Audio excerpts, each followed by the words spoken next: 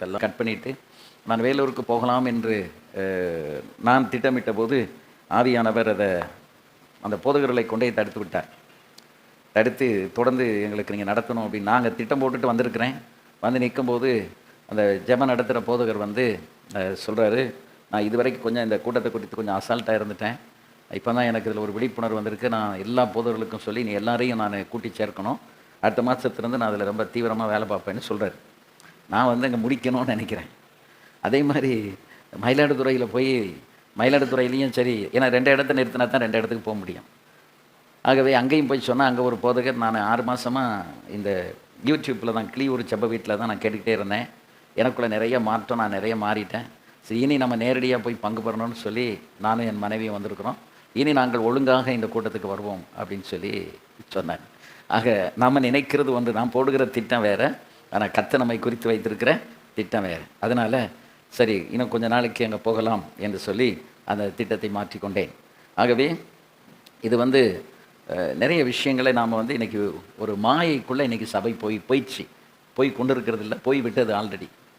இதில் யார் யார் விழிப்புணர்வு உள்ளவர்களாக இருக்கிறார்களோ அவர்கள் மட்டும்தான் தப்பிக்க முடியும். விழிப்புணர்வு இல்லாதவர்கள் தப்பிக்கவே முடியாது. ஏனென்றால் நம்ம ஏற்கனவே ஒரு பெரிய மாயைக்குள்ளே போய் இதுதான் இப்படி தான் ஊழியம் அப்படிங்கிற ஒரு நிலைப்பாட்டுக்குள்ளே அந்த ட்ராக்கில் நம்ம போய்கிட்டு இருக்கிறோம். ஆகவே அதிலிருந்து நம்ம நம்மை விடுவித்துக் கொள்வது இன்றைக்கு ரொம்ப ஒரு கடினமான காரியமாக இருக்குது. ஏன்னா நம்ம ஒரு பழக்க வழக்கத்தில் போயிட்டோம். அந்த பழக்க வழக்கத்துக்கு பேர் தான் ட்ரெடிஷன். அப்போ ஒரு ட்ரெடிஷனுக்குள்ளே போயிட்டோம்.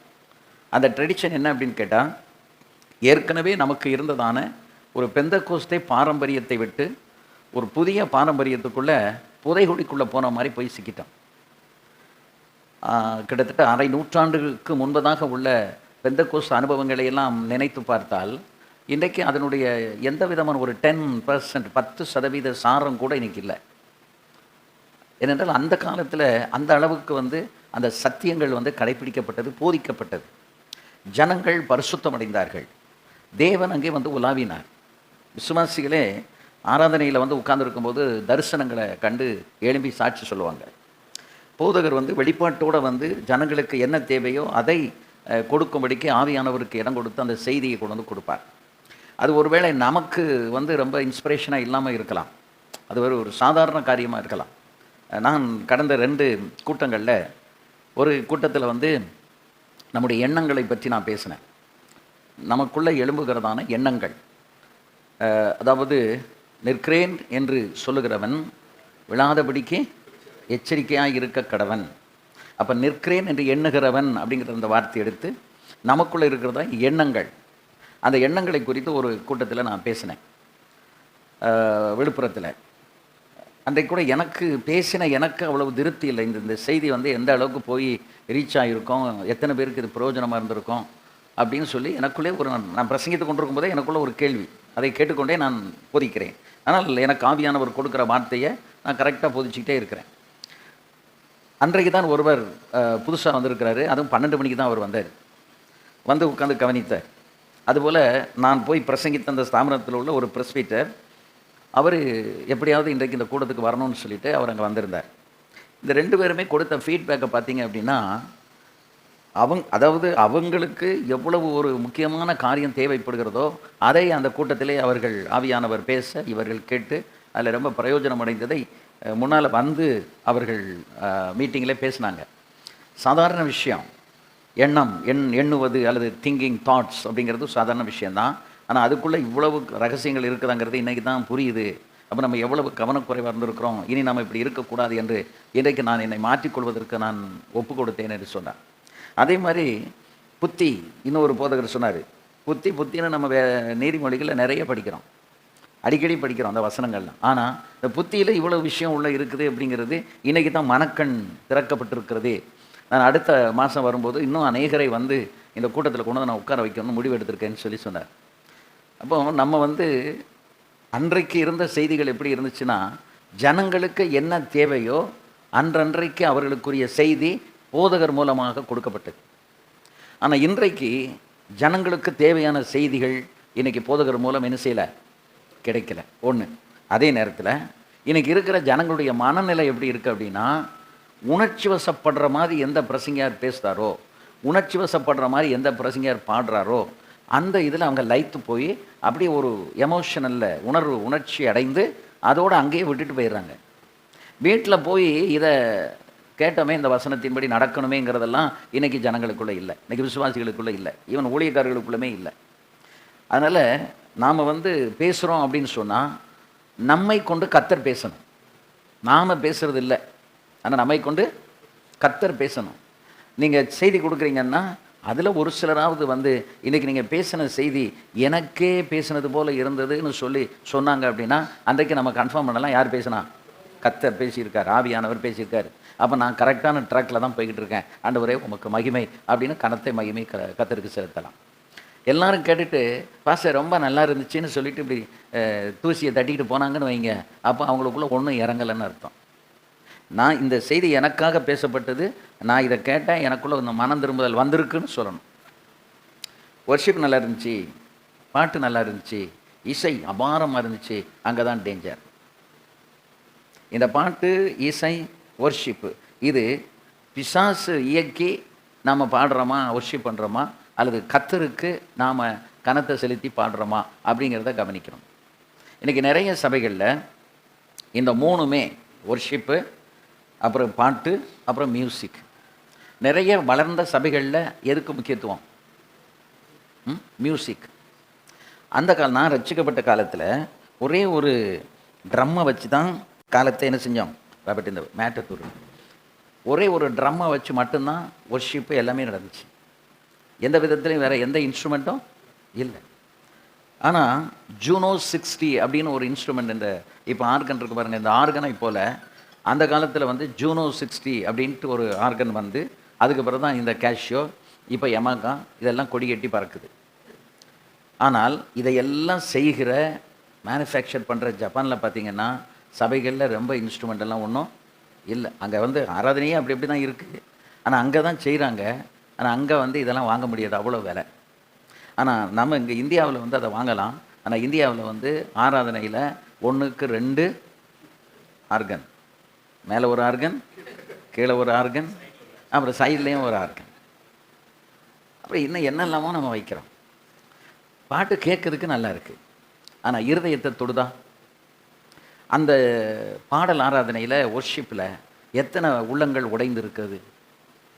அது மட்டும் இல்லை, அந்த வார்த்தையை கொண்டு எத்தனை உள்ளங்களில் கர்த்தர் பேசியிருக்காரு. பாடல் ஆராதனையிலேயே கர்த்தர் என்ன செய்யணும், பேசணும், இடைப்படணும். உட்கார்ந்துருக்கிறவங்க அந்த பாடலை கேட்ட உடனே நமக்காக கர்த்தர் பாடுறாரேன்னு அப்படியே கண்ணீர் வடிக்கணும்.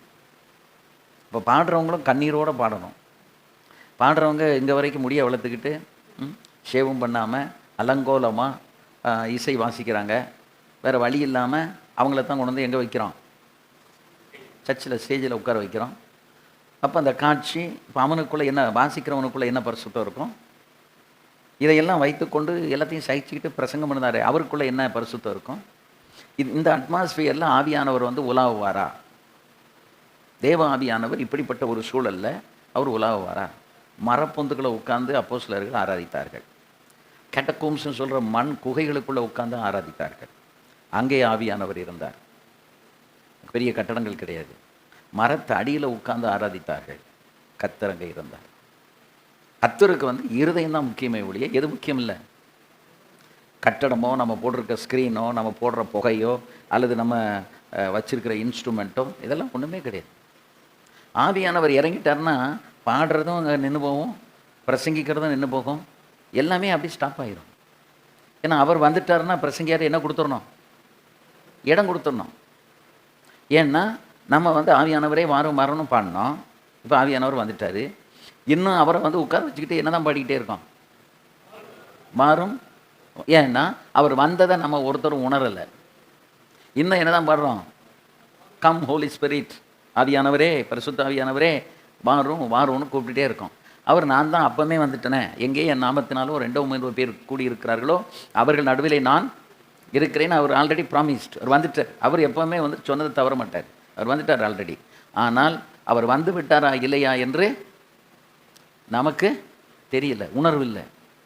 போன வாரத்துக்கு முந்தின வாரம் தஞ்சாவூரில் ஒரு சர்ச்சில், அந்த தஞ்சாவூர் தாலுகாவில் உள்ள போதகர்கள் கூட்டம், அப்போ அந்த கூட்டத்தில் அது அது அந்த நான் நடத்துகிற கூட்டத்தை அங்கே அப்படி அரேஞ்ச் பண்ணாங்க. நான் போய் ஒரு 1 மணி நேரமாக பிரசங்கித்து கொண்டே இருக்கிறேன். எல்லாரும் ஒரு இறுக்கமாக அப்படி உட்காந்துருக்காங்க. ஒருத்தருக்குள்ளே என்ன போக மாட்டேங்குது, இந்த வார்த்தை போக மாட்டேங்குது.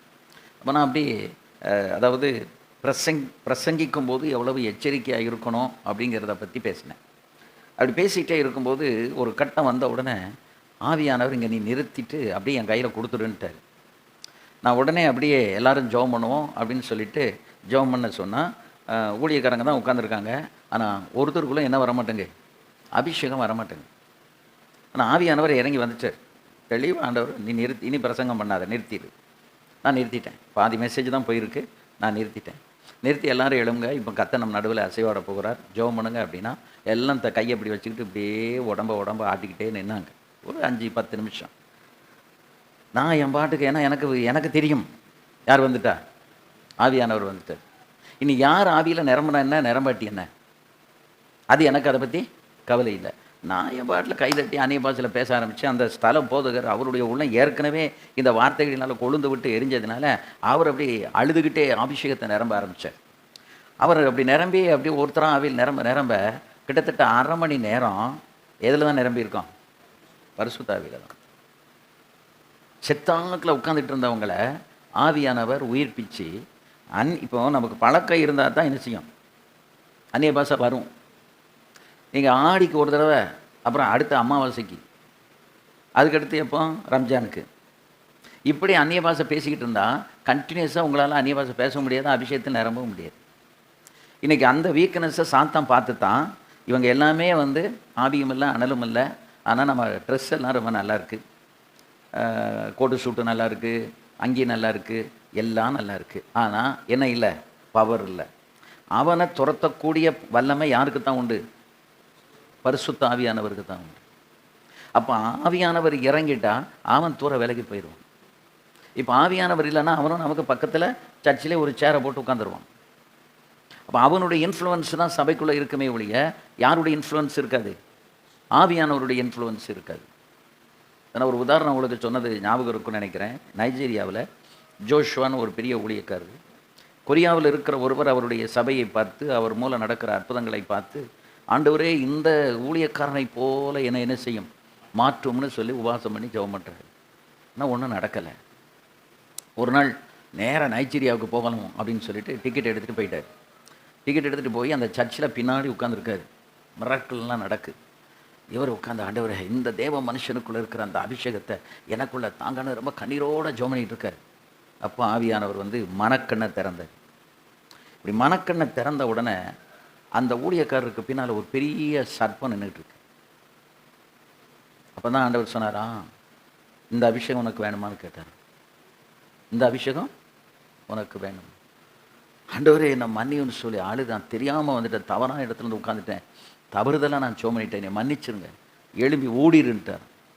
இவ்வளவு நாள் நீ ஜெபம் பண்ணிக்கிட்டு இருக்க, உன் ஜெபத்தை கேட்டு எனக்கு ஒன்று அபிஷேகம் பண்ண தெரியாமலா, அவனுக்குள்ளே என்ன அபிஷேகம் இருக்கு பாரு. ஏன் நான் இருக்கனாங்க இல்லை, அங்கே யார் இருக்கா, சர்ப்பம். ஏன்னா இந்த கடைசி காலத்தில் பிசாசு எதனால தான் ஜனங்களை இழுத்துக்கொள்வான், அற்புதங்களினாலும் அடையாளங்களினாலும். சபையில் நடக்காத அற்புதங்கள் இதை மாதிரி ஃபால்ஸ் சர்ச்சஸில் துருபதேச சபைகளில் நடக்கும். அப்போ ஜனங்களுக்கு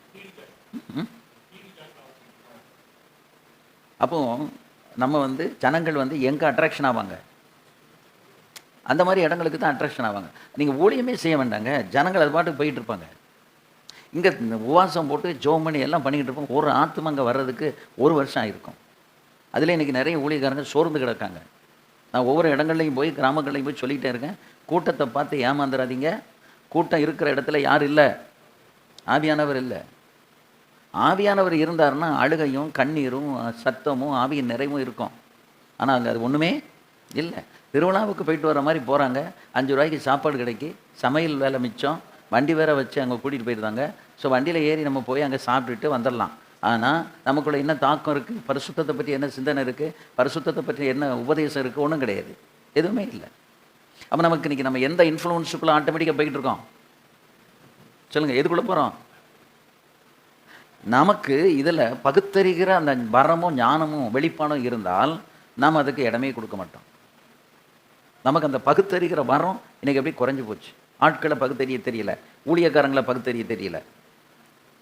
நம்ம சபையில் கொண்டு வந்து யாரை பிரசங்கிக்க வைக்கணுங்கிறது இன்றைக்கி நமக்கு அந்த வெளிச்சம் இல்லை. நல்ல வெளிப்பாடு சொல்கிறாங்க, நல்ல அற்புதங்களை செய்கிறாங்க, உடனே கொண்டு வந்து நீங்கள் நிற்கிற புல்பீட்டில் அவங்கள நிறுத்திடுறீங்க. அவங்க நின்று, நான் சொல்ல வரேன், நாம் நிற்கிற அந்த புல்பீட்டில் இன்னும் ஒரு ஸ்பிரிட் உள்ள மனுஷன் வந்து நின்னா அப்படின்னா அது நமக்கு டேஞ்சர். சொல்லுங்களுக்கு புரியுதா?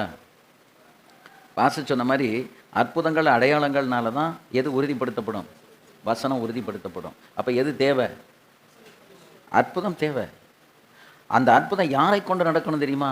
அபிஷேகம் பெற்ற நல்ல உண்மையான தேவ மனிதர்களை கொண்டு அந்த அபிஷேகம், அந்த அந்த அற்புதங்கள் நடக்கணும். ஆனால் யாரை கொண்டு நடக்கு? அற்புதம் செய்கிறவங்க லைஃப்பை பாருங்கள், அவங்க போடுற ட்ரெஸ்ஸை பாருங்கள், அவங்க வாழ்கிற ஸ்டைலை பாருங்கள். அந்த அவங்க வாழ்க்கை ஸ்டைலும் அவங்களுடைய தோரணையும் அவங்க போட்டிருக்கிற ட்ரெஸ்ஸும் கர்த்தர் இருக்கிறான்னு உறுதிப்படுத்த முடியுமா? ரெண்டாவது, இந்த மாதிரி உள்ள நபர்கள் பின்னால் யாரை வைத்து கொண்டு செய்கிறார்கள்? பிசாசு. நான் ஒரு உதாரணம் முன்னால் சொன்னது எனக்கு ஞாபகம் இருக்குது. பிளைனில் ஒரு பாஸ்டர், கோடம்பாக்கத்துலேருந்து ஒரு பாஸ்டர் டெல்லிக்கு போயிட்டு இருக்காரு. பக்கத்தில் ஒரு பெரிய சாமியார் அவர் உட்காந்துருக்கார். அப்படி இந்த பாஸ்டருக்கு வந்து நமக்கு தான் எல்லாம் மற்றவங்கள கண்ட உடனே என்ன பாறை வந்துடும், ஆத்ம பாறை வந்து எப்படியாவது எதை சொல்லிடணும், சுவிசேஷத்தை சொல்லிடணும் முயற்சி பண்ணுவோம்ல. அது மாதிரி இவருக்கு வந்து போய் இறங்குறதுக்குள்ளே இயேசுன்னு 2 வார்த்தையை சொல்லிடணும். அவர் கண்ணை மூணவர் கண்ணையே திறக்கலை. பிளைன் போயிட்டே இருக்குது. ஒரு இடத்துல அப்படி லேசாக கண்ணை திறந்தவுடனே இவர் அவர் கண்ணையை தானே பார்த்துக்கிட்டு இருக்காரு.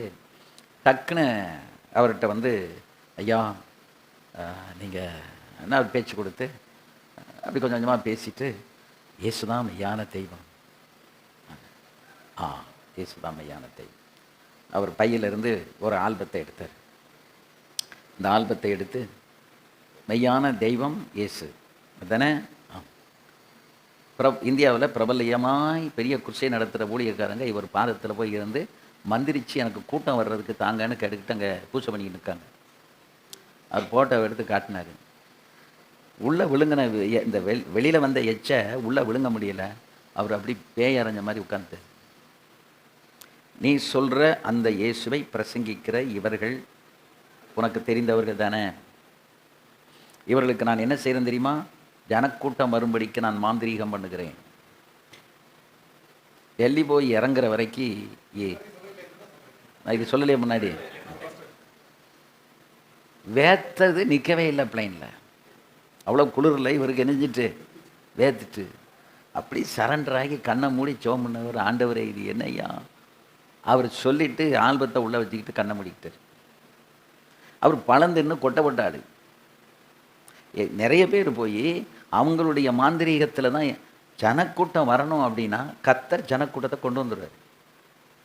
ஜனக்கூட்டத்தை நமக்கு இவ்வளவு உபதேச தெளிவுகளை நாம் இன்றைக்கி பேசுகிறோம். சேலத்தில் இன்னும் ஊழியக்காரங்களாம் இல்லை.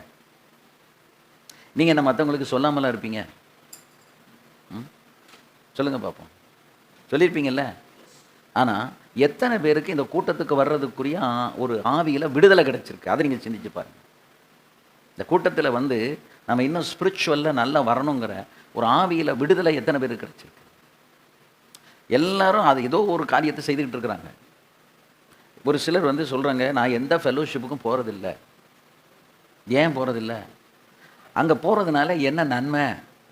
ஒன்றும் இல்லை, சும்மா போகிறோம், ஏதோ ஒரு செய்தியை கொடுக்காங்க, அப்புறம் அவங்களுக்குள்ள பொசிஷனுக்கு சண்டை போடுறாங்க, அதையும் வேடிக்கை பார்த்துட்டு கொடுக்குற சாப்பாடை சாப்பிட்டுட்டு வரணும். இது எதுக்கு அங்கே போகணும்? என் ஆவியும் கெட்டு போகுது, அதனால தான் எங்கேயும் போகிறதில்ல. போனால் அங்கே போனால் என்ன இருக்கணும் தெரியுமா? நமக்கு ஆவி ஆத்மா சரீரத்துக்கு ஒரு பிரயோஜனமான ஒரே ஒரு வார்த்தை கிடைச்சா போதும். ஒரு வார்த்தை, அந்த ஒரு வார்த்தை நம்மை தூண்டி விடுகிறதாக இருக்க வேண்டும். ஆவியில் அப்படி தூக்கி ஒரு ஒரு ஸ்டெப் அப்படி மேலே தூக்கி விட்ட மாதிரி இருக்கணும். அல்லேலூயா. ஏதாவது கிடைக்குமா? கிடைக்கும். என்ன கிடைக்கும்? ஒரு பேக்கு கிடைக்கும், இல்லை ஒரு பேண்ட்டு பிட்டு கிடைக்கும், இல்லை ஒரு சஃபாரி துணி கிடைக்கும், அது ஒன்றும் இல்லை ஒரு தோசைக்கல்லாவது கிடைக்கும், ஏதோ கிடைக்கும்.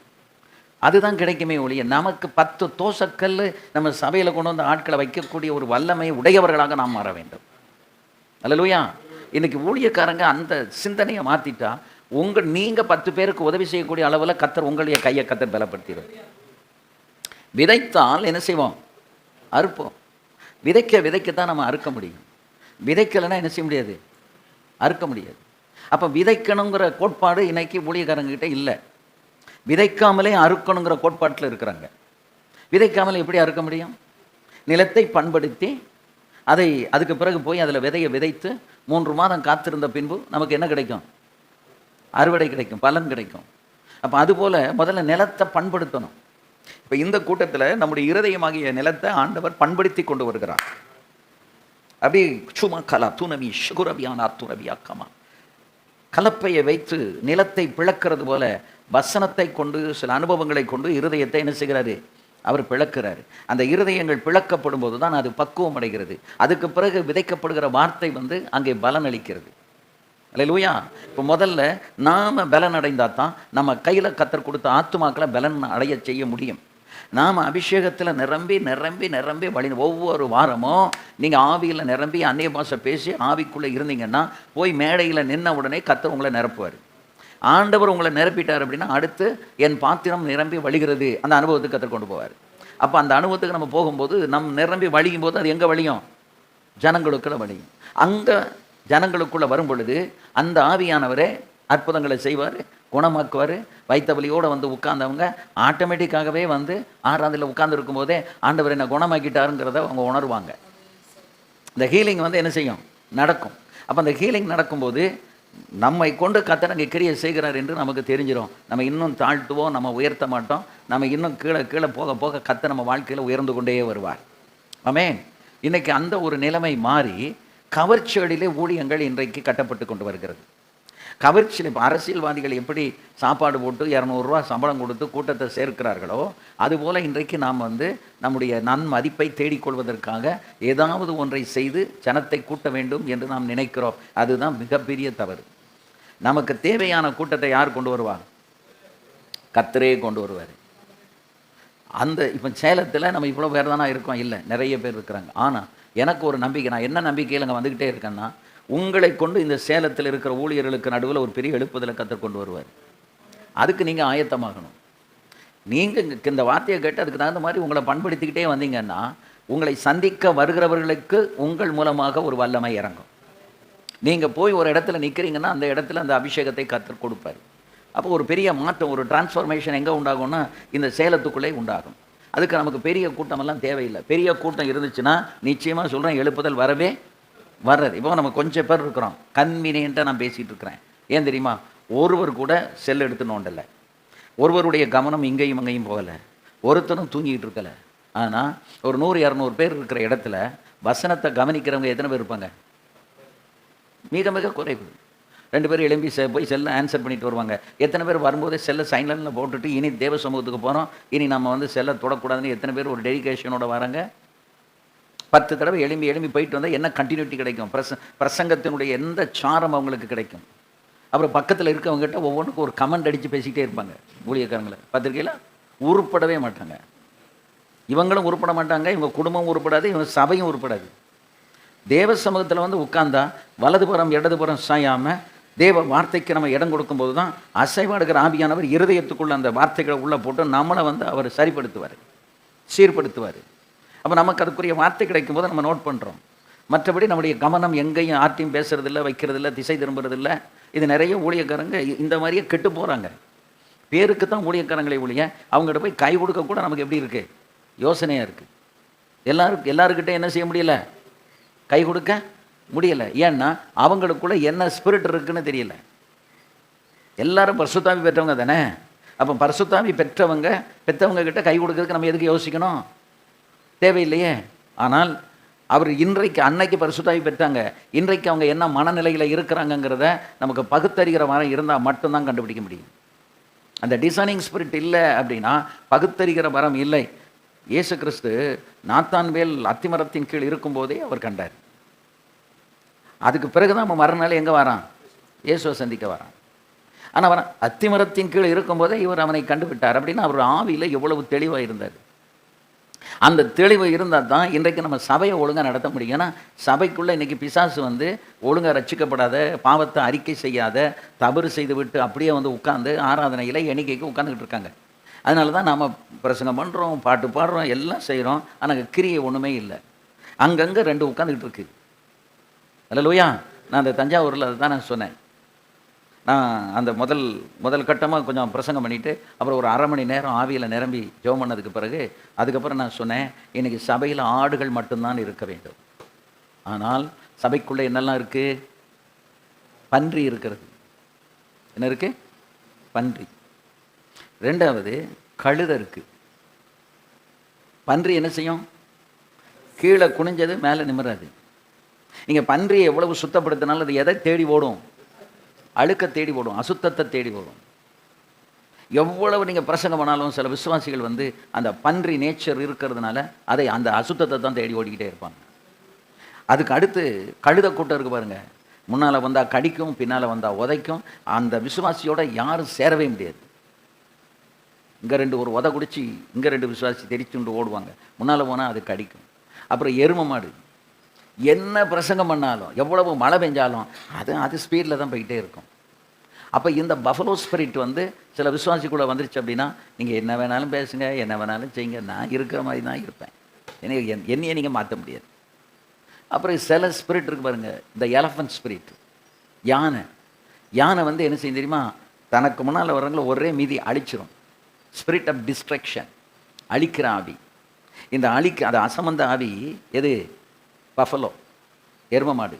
இது என்ன ஆவி? அழிக்கிற ஆவி. எல்லாத்தையும் மிதித்து அழிச்சிக்கிட்டே போகும். அதுக்கு வந்து இதை விடணும், அழிக்கக்கூடாதுன்னெலாம் தெரியாது. அப்போ அப்படியும் உள்ள இருக்குது. இதை நான் பேசிக்கிட்டு இருக்கையிலே அந்த போதகர் சொன்னார், ஐயா நரியும் நாயும் விட்டுட்டிங்களே என்னாரு? எது? ஓநாயி, அப்புறம் நரி வந்து என்ன செய்யும்? தந்திரம். பாருங்கள், பரிசுத்த ஆவியானவருடைய அபிஷேகம் நமக்குள்ளே இருந்தால் நமக்குள்ளே எந்த தந்திரமும் மந்திரமும் நமக்குள்ளே வரவே வராது. அப்படி ஒரு தந்திரமாக செயல்படணுங்கிற எண்ணம் நமக்கு இருக்கவே இருக்காது. ஏன்னா நம்ம ஆளுகை செய்கிறவர் யார்? பரிசுத்த ஆவியானவர். அந்த பரிசுத்த ஆவியானவர் ஆளுகை செய்யும்போது இப்படிப்பட்ட ஓனாய் ஸ்பிரிட், நாயினுடைய ஸ்பிரிட் என்னது? கக்கினதை தின்னும். நான் சொன்னதெல்லாம் வேதத்தில் இந்த மிருகங்கள் இருக்கா இல்லையா? நான் தான் உங்கள்கிட்ட சொன்னேன், பாஸ்டர் வந்து இந்த தஞ்சாவூர் தாலுகாவில் எல்லா விசுவாசியும் எரும மாடு, அப்புறம் நாய், பன்னின்னு சொல்லிட்டு போயிட்டாருன்னு சொல்லி அதாவது தவறான ஒரு காரியத்தை பரப்பிடாதீங்க.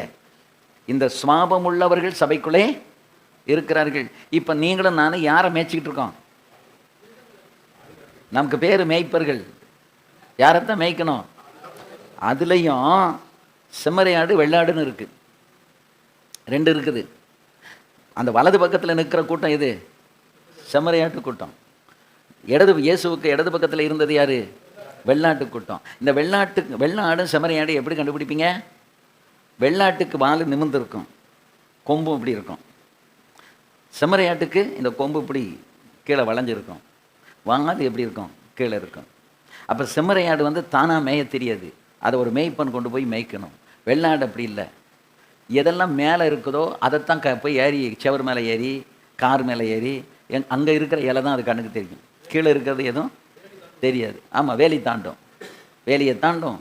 அது மேலே எவ்வளோ உயரமாக இருக்கிறத கடிக்க முடியுமோ அவ்வளோ கடிக்கும். அது வயிறு நிறைய சாப்பிடாது. அங்கே கொஞ்சம், இங்கே கொஞ்சம், அந்த சபையில் கொஞ்சம், அந்த பிரசங்கர்கிட்ட, இந்த பிரசங்கர்கிட்ட, இப்படி தான் போகும்.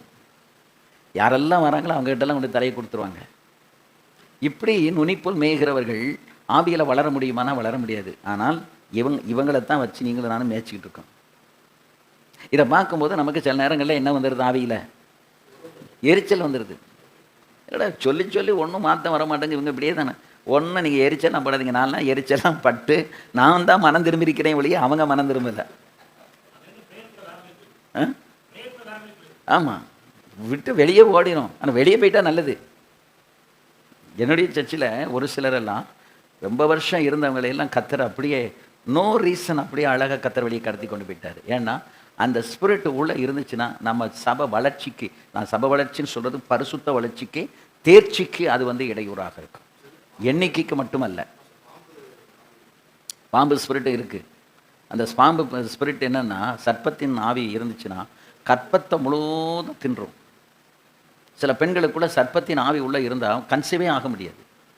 அவங்க எவ்வளவு டாக்டர்கிட்ட போய் ட்ரீட்மெண்ட் எடுத்தாலும் அந்த ஆவி போகலை அப்படின்னா அது என்ன செய்யாது, அவங்க கற்பம் தரிக்கவே முடியாது.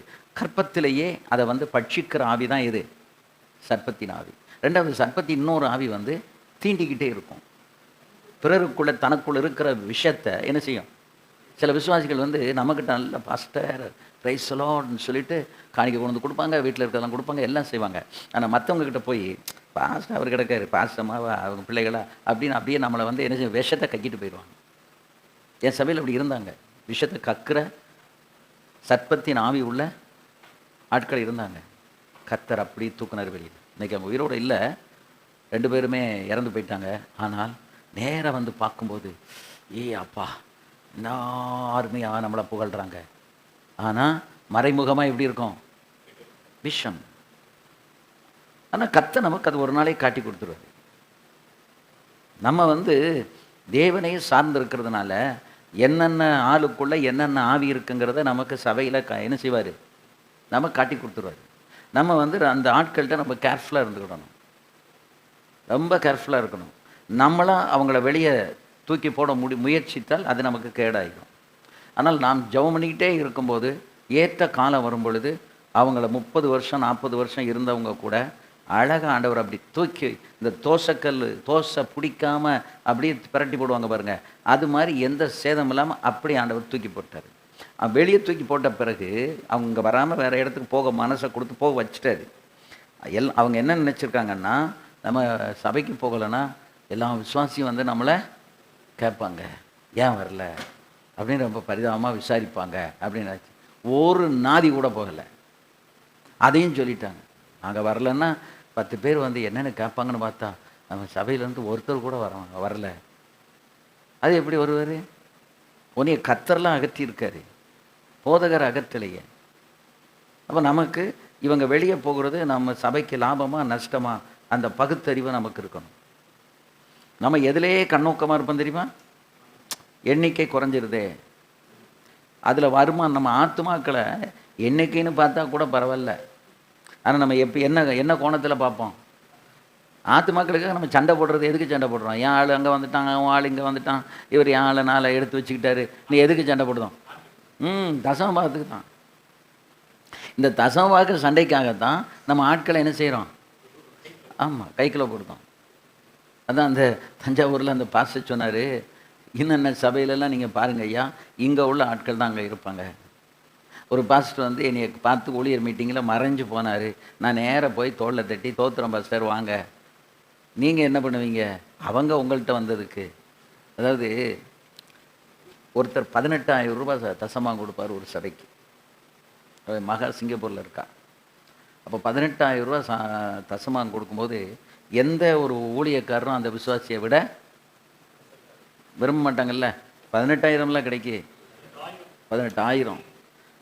கொஞ்ச நாளாக போய் 18,000 கொடுத்து அவர் பின்னால் வந்தவர். அதுக்கு முன்னாடிலாம் இங்கே ஏகப்பட்ட பேர் இருக்காங்க. அவங்கெல்லாம் 5,000 2,000 3,000 இப்படி கொடுக்காங்க. ஆனால் இவர் வந்து எவ்வளோ கொடுக்காரு?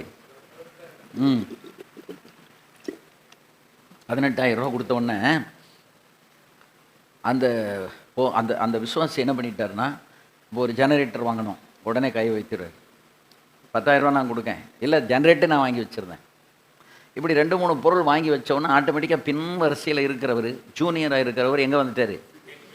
முன்னால் வந்துட்டார். ஆட்டோமேட்டிக்காக அவருக்கு வந்து போதகர் என்ன கொடுத்துருவாரு?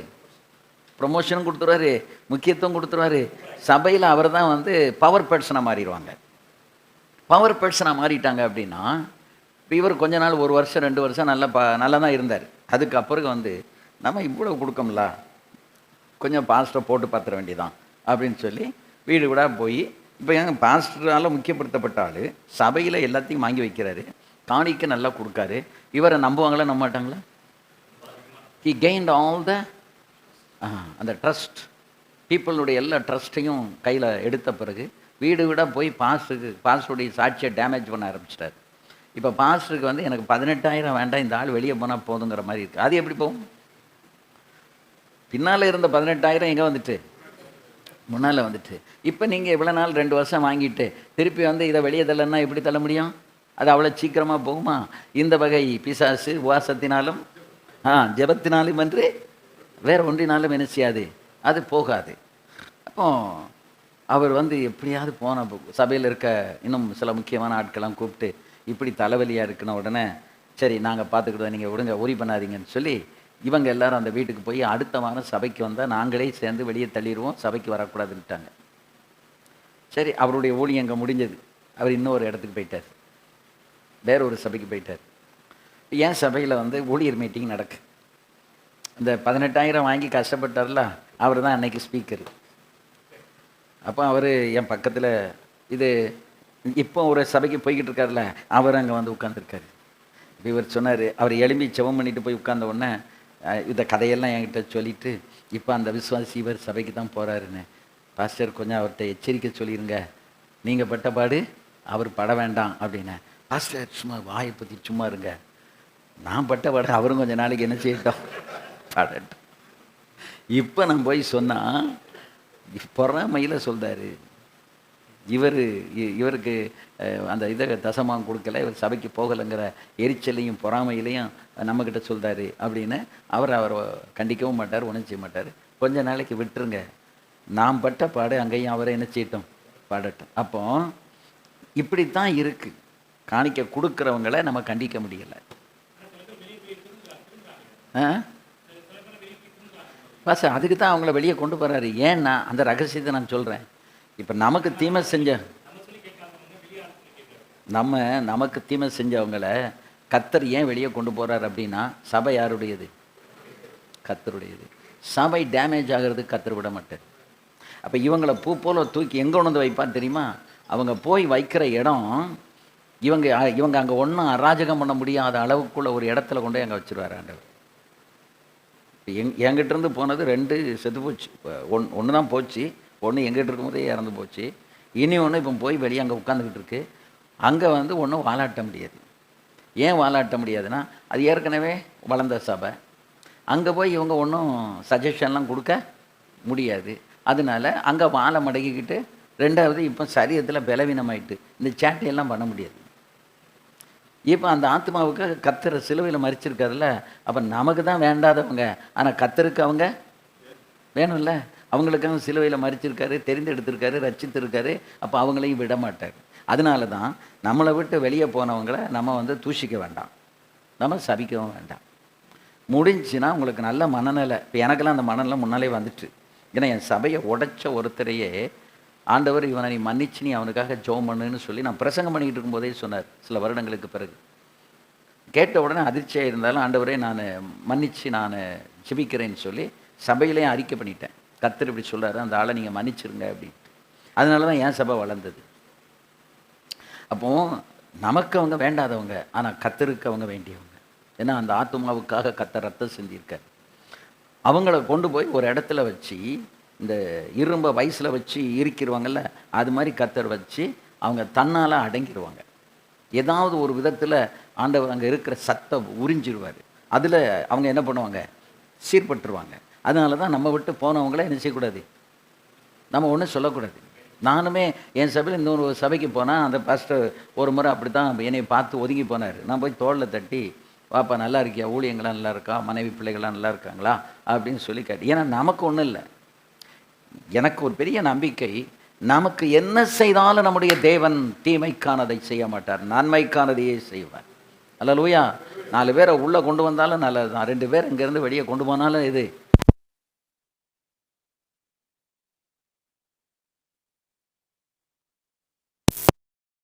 தீமை செய்யவே மாட்டார், அது தீமையாகவே இருக்காது. நாம மட்டும் எப்படி இருக்கணும் அப்படின்னா, சரியான விதத்தில் இருக்கும். இது கடைசி காலம், அந்த விழிப்புணர்வு எப்பவும் இருக்கணும். நீங்க எல்லாரும் வந்து எருசலேமை இப்ப நம்ம பார்க்கிறோம். நமக்கு அடையாளங்கள் எது? இயேசுவின் வருகைக்குரிய அடையாளத்தை எங்க வச்சு நம்ம தெரியணும். இப்ப செய்தி வந்துகிட்டு இருக்கு பாருங்க, இந்த யுத்தம் வந்து தொடர்ந்து நடந்துகிட்டு இருக்கு. அது ஒண்ணு. 2வது, ஒலிவமலையில ஒரு கீறல். நான் 1989 ஒலிவமலையில நின்றுகிட்டு இருக்கும்போது, அப்ப அங்க இருக்கிற அந்த ஒரு கைடு சொன்னாரு, ஹில்டன் ஹோட்டல் கட்டுறதுக்காக அந்த ஒலிவமலையை கேட்டாங்க. அந்த மலையில ஒரு பெரிய ஹோட்டல் கட்டணும் அப்படின்ட்டு. அப்போ கவர்மெண்ட் வந்து அந்த ஜியாலஜிஸ்ட்டை கூப்பிட்டு இதில் இப்படி கேட்குறாங்க கவர்மெண்ட்டுக்கு, இதை நம்ம கொடுக்கலாமா அப்படின்னு பார்க்கும்போது, அந்த ஜியாலஜிஸ்ட் வந்து ஆராய்ச்சி பண்ணிட்டு சொன்னாராம், யோர்தான்ல இருந்து இப்படி ஒலிவமலை வரைக்கும் என்ன இருக்குன்னா ஒரு பெரிய கோடு பூமியில் என்ன செஞ்சிருக்கு, கீறல் விழுந்திருக்கு. இது எப்போ 1989. 1989 இது சொன்னாங்க. இந்த மலையில வந்து என்ன உண்டாயிருக்கு, ஒரு சின்ன வெடிப்பு, பூமிக்கு அடியில வெளியே தெரியல. அதனால this is not fit to build a big hotel அப்படின்னு சொல்லிட்டு கொடுக்க மாட்டேன்ட்டாங்க. இப்போ நான் இன்னைக்கு காலையில் கூட ஒரு செய்தியை கேட்டேன். அந்த இதை வந்து இப்போ வந்து அந்த கீறல் வந்து தெரிகிற அளவுக்கு கீழே பூமிக்கு அடியில் வந்து அந்த வெடிப்பு வந்து அதிகமாயிடுச்சு. இப்போ நமக்கு வந்து இதெல்லாம் நமக்கு அடையாளம். இஸ்ரவேலில் நடக்கிற ஒவ்வொன்றும் யாருக்கு அடையாளம்? சபைக்கு அடையாளம். இயேசுவின் வருகை எவ்வளவு நெருங்கி இருக்கிறது என்பதை நீங்க எதை வைத்து தான் கணக்கிட முடியும்? இஸ்ரவேலிலே எருசலேம்ல என்ன நடக்கு? இப்ப எருசலேமை வந்து ரெண்டா பிரிக்க சொல்லி கேட்டுக்கிட்டு இருக்காங்க. ஒரு பகுதியை வந்து அதாவது ஓல்டு ஜெருசலம், நியூ ஜெருசலம் சொல்லி ரெண்டா பிரிங்க. ஒன்னா அந்த அரபியர்கள் கையில கொடுங்க, மீதி யார்கிட்ட கொடுங்க? ஜூஸ்ட கொடுங்க. டெல் அவிவ் அதை சுத்தினதெல்லாம் அங்கதான் இந்த தலைமையகமெல்லாம் இருக்கு. ஸோ இதெல்லாம். ஆனா இந்த டெம்பிள் மவுண்ட் இருக்குல்ல, இது எங்க இருக்குன்னா பழைய ஜெருசலம்ல இருக்கு. அலெக்சா மசூதி இருக்கிறது. இது எல்லாமே வந்து பழைய இதுல இருக்கு. இப்போ கல்லறை இருக்கிறது இங்க தான் இருக்குது. அப்போ முக்கியமானதெல்லாம் இங்க இருக்கு, இந்த பக்கம் இருக்கு. இப்போ இதை வந்து அதாவது ஐநா சபையில எல்லாரும் கையெழுத்து போட்டாங்க. இப்ப எல்லாரும் கையெழுத்து போட்டாலும் சகரியாவில் சொன்ன மாதிரி எருசலேமுக்கு விரோதமாக எல்லாம் நாடுகளும் எதிராக வரும் அப்படின்னு சொன்ன மாதிரி இப்ப எல்லாரும் எப்படி யாருக்கு எதிராக வந்திருக்கு? எருசலேமுக்கு எதிராக வந்திருக்கு. ஆனா ட்ரம்ப் கொடுப்பாரா? கொடுக்க மாட்டாரு.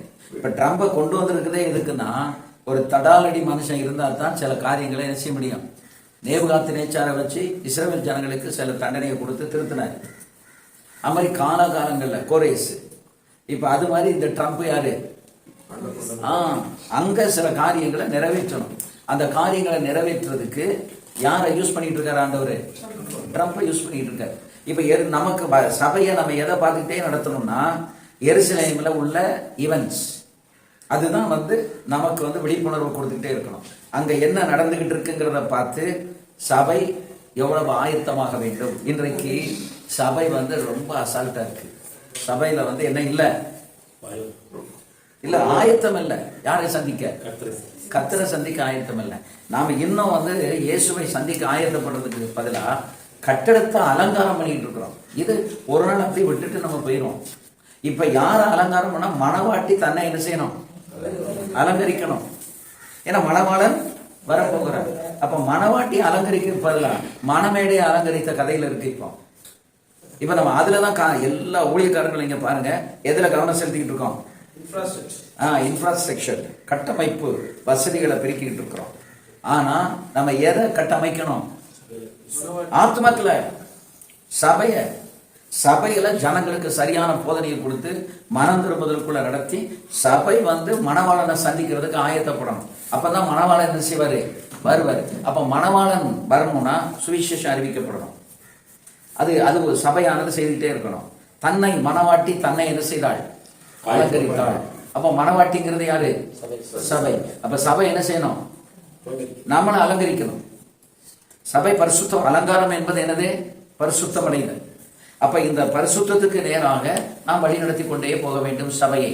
இதை விட்டு நீங்கள் வேற வேற செய்திகளை கொடுத்து ஜனங்களை வந்து இன்றைக்கு இருக்கிற போதகர்கள், இன்றைக்கு இருக்கிறதான கள்ள பிரசங்கமார்கள் போதிக்கிறது எல்லாமே இன்னைக்கு யூடியூப்ல கிடக்கு.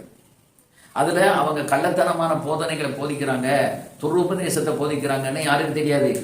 நம்ம விசுவாசிகளுக்கு தெரியாது. அதை கேட்டு நிறைய விசுவாசிகள் வம்பா போறாங்க. தசமபாகத்தை கொடுக்காதன்னு பிரசங்கிக்கிற பிரசங்கிமார்கள் நிறைய பேர் இருக்காங்க. இங்க உள்ள காணிக்கை வாங்கி வட இந்தியாவில் ஊழியம் செஞ்சுட்டு இங்க இருக்கிற போதகர்களே பெருவைட்டு சோம்பேறிகள்னு ஏசுற ஊழியக்காரங்க நிறைய பேர் இருக்காங்க. அங்க அவங்க இருக்கிற இடத்துல போய் நம்ம பார்த்தா இங்க அவங்க பண்ற உபதேசத்துல ஒரு கடுகளவு கூட அவங்க பின்பற்றல. ஆனா இங்க வந்து என்ன செய்யறாங்க? வாய்களியே பேசுறாங்க. அப்படி இருக்கீங்க, நீங்க இப்படி இருக்கீங்க, அது இதுன்னு ஏதோ ஒரு கூட்டம் பயிற்சி அதனால அப்படி இருக்கு. ஆனால் அவங்களுடைய லிவிங்க நீங்க அதான் அதுக்கு தான் ஆண்டவர் சொன்னாரு, மரத்தை எதனால் அறியலாம்? கனியினால் அறியலாம். எனக்கு அடிக்கடி ஆண்டவர் ஞாபகப்படுத்தி இருக்கிற ஒரு காரியம், வேறு அருகே கோடரியானது வைக்கப்பட்டிருக்கு. நல்ல கனி கூடாத மரமெல்லாம் வெட்டுண்டு அக்னியிலே போடப்படும். இதுல மெயினா எத்தனை ஊழியக்காரங்க வெட்டுண்டு அக்னியில போடப்படுறாங்க போகப்படுறதா இருக்கிறாங்க? I don't know. நம்ம ரொம்ப விழிப்புணர்வா இருக்கணும். ஏன்னா நம்ம கனி கொடுக்கறவங்களா இருக்கோமா? இன்னைக்கு ஊழியக்காரங்க கிட்ட அந்த கலாத்தியர் 5:22 இருக்கான்னா அது இல்லை. நேற்றை கூட அதை தான் நான் பேசினேன். இந்த கனி இல்லை, கள்ளக்குறிச்சியில் கனி இல்லை அப்படின்னா அவுட். அன்பு, சந்தோஷம், சமாதானம், நீடிய பொறுமை, சாந்தம், தயவு, நற்குணம், இதெல்லாம் இல்லை. அப்படி இதெல்லாம் இன்னைக்கு எத்தனை ஊழியக்காரங்கிட்ட இருக்கு? இப்போ ஒரு பேப்பர் எடுத்து இந்த கலாத்தியர் 5:22 நம்ம வாழ்க்கையில எத்தனை பேர் கடைபிடிக்கிறோம், எத்தனை கனி நம்ம கொடுக்குறோம்னு இப்போ நம்ம எழுதலாம். நம்ம எத்தனை பேருக்கு இந்த அன்பு, சந்தோஷம்? அன்புனா என்ன? நம்மளை துரோகம் பண்ணவங்களை நம்ம நேசிக்கணும். நமக்கு துரோகம் பண்ண துரோகிகள் இருக்காங்கல்ல, நம்முடைய கவர்ந்து இழுத்து கொண்டவங்க, நமக்குள்ள வஞ்சித்து எடுத்தவங்க, அவங்கள மன்னிக்க முடியுமா? அவங்க மேல அன்பு பாராட்ட முடியுமா? அந்த அன்பை தாங்க சொல்லியிருக்கு. நம்ம மேல அன்பு பாராட்டுறவங்க கிட்ட நம்ம எளிதாக அன்பு பாராட்டிடலாம். அப்ப இன்னைக்கு கலாத்தியர் 5:22 கனி கொடுக்கிற அந்த மரமாக அல்லது கனி கொடுக்கிற வாழ்க்கை இன்னைக்கு ஊழியக்காரர்களாகி நமக்குள்ள இருக்கிறதா? நம்மளால மன்னிக்க முடியுதா? அன்பு கூற முடிகிறதா? அதை நம்ம செய்யறோமா? கொஞ்சம் நம்ம யோசித்து பார்த்தா அதுக்கு தான் நம்ம இந்த ரெட்ராஸ்பெக்டிவ் ஆஸ்பெக்ட் நம்ம கூட அடிக்கடி வரணும். கடந்து போனது நான் எப்படி வாழ்ந்தேன், இப்ப எப்படி வாழ்ந்து கொண்டு இருக்கிறேன் என்று நீங்க திரும்ப திரும்ப திரும்ப திரும்ப சிந்திச்சு பார்க்கணும். அந்த சுவாபங்கள் எனக்குள் இருக்கிறதா? நான் கனி கொடுக்கிறேன். மரத்தை எதனால் அறியலாம்? கனினால் தான் அறிய முடியும். நீங்க நான் ஒரு பிரசங்கத்தை வச்சு யாரையும் ஜட்ஜ் பண்ணாதீங்க. அறிவு இருந்துச்சுன்னா கருணாநிதி கூட வேதத்தை கையில கொடுத்தா நீங்களும் நானும் பேசுறதை விட ரொம்ப அருமையா பேசுவார். வைகோ பேசுவார். ஆனா இவங்க எல்லாம் ரட்சிக்கப்பட்டிருக்காங்களா? வேதம் தெரியும், வேதத்தை பத்தி அவங்க பேசுவாங்க. ஆனா அவங்களுக்குள்ள ரட்சிப்பு இருக்கா? இல்லை. இப்ப நமக்கு அறகுறையாத்தான் தெரியணும்னு வச்சுக்கிடுங்களேன். ஆனா என்ன ஆனாலும் சரி, உங்களை கொண்டு என்னை கொண்டு பேசுகிறவர் ஆவியானவர். ஆவியானவரா இருந்தால் நமக்கு தெரிந்த அறிவிலே கர்த்தர் நம்மை பயன்படுத்துவார். ஆவியானவர் நம்ம கூட இல்லை அப்படின்னா, இப்போ தாவீது கோலியாத்தை கொல்ல போகும்போது அவன் ஒரு கம்பம் ஒரு கல்லையும் தான் எடுத்துட்டு போனான். 5 கல்லை எடுத்துட்டு போனான். நான் ஒரு கல் தான் யூஸ் ஆச்சு. நீங்க நினைக்கிறீங்களா இந்த கல்லு அவன் எரிஞ்ச கல்லுல தான் அவன் கீழே விழுந்தான் நீங்க நினைக்கிறீங்களா? அது அவன் தாவீதே நம்பல. எதை? கல்லையும் கம்பையும் அவனே நம்பல. அவன் என்ன சொன்னான்னா, நீ நிந்திக்கிற என் தேவனாகிய கர்த்தருடைய நாமத்தினாலே வருகிறேன் அப்படின்னு சொன்னான். நான் கல்லை நம்பி வரல, கம்பையும் நம்பி வரல. அது சும்மா வெளிப்புறமான ஒரு இது. அதனாலதான் ஆடு மேய்ச்சிக்கிட்டு இருக்கும்போது யூஸ் பண்ண அந்த கோலை மறுரூபமாக்கி ஆண்டவர் மனுஷனை மேய்க்கும் போது கையில கொடுத்தாரு மோசே கிட்ட. அந்த கொஞ்சம் குச்சி எங்க போடு, கீழே போடுன்ட்டாரு. அப்ப இது வரைக்கும் அது அவனுக்கு ஆடு மேய்க்கிற கோல். இப்ப இன்னையில இருந்து அது யாரை மேய்க்கணும்? மனுஷனை மேய்க்கணும். அப்ப அந்த கம்பை கீழே போடுறதுங்கிறது அதை நம்ம துறந்து விடுவது. அதாவது I am not depending on this stick or the rod, so I gave it off. நான் கொடுத்துட்றேன், நான் விட்டுறேன் அப்படின்னு அவன் தரையில போட சொன்னாரு. போட்டான். திரும்ப எடுனாரு, எடுத்தான். அதுக்கப்புறம் அந்த கோல் மர்வமாயிட்டு. இப்ப இது ஆடு மேய்க்கிற கோல் அல்ல, இது யாரை மேய்க்கிற கோல்? இது அற்புதம் செய்கிற கோல். அதுக்கு முன்னால அந்த கோல்னால அற்புதம் செய்யவில்லை.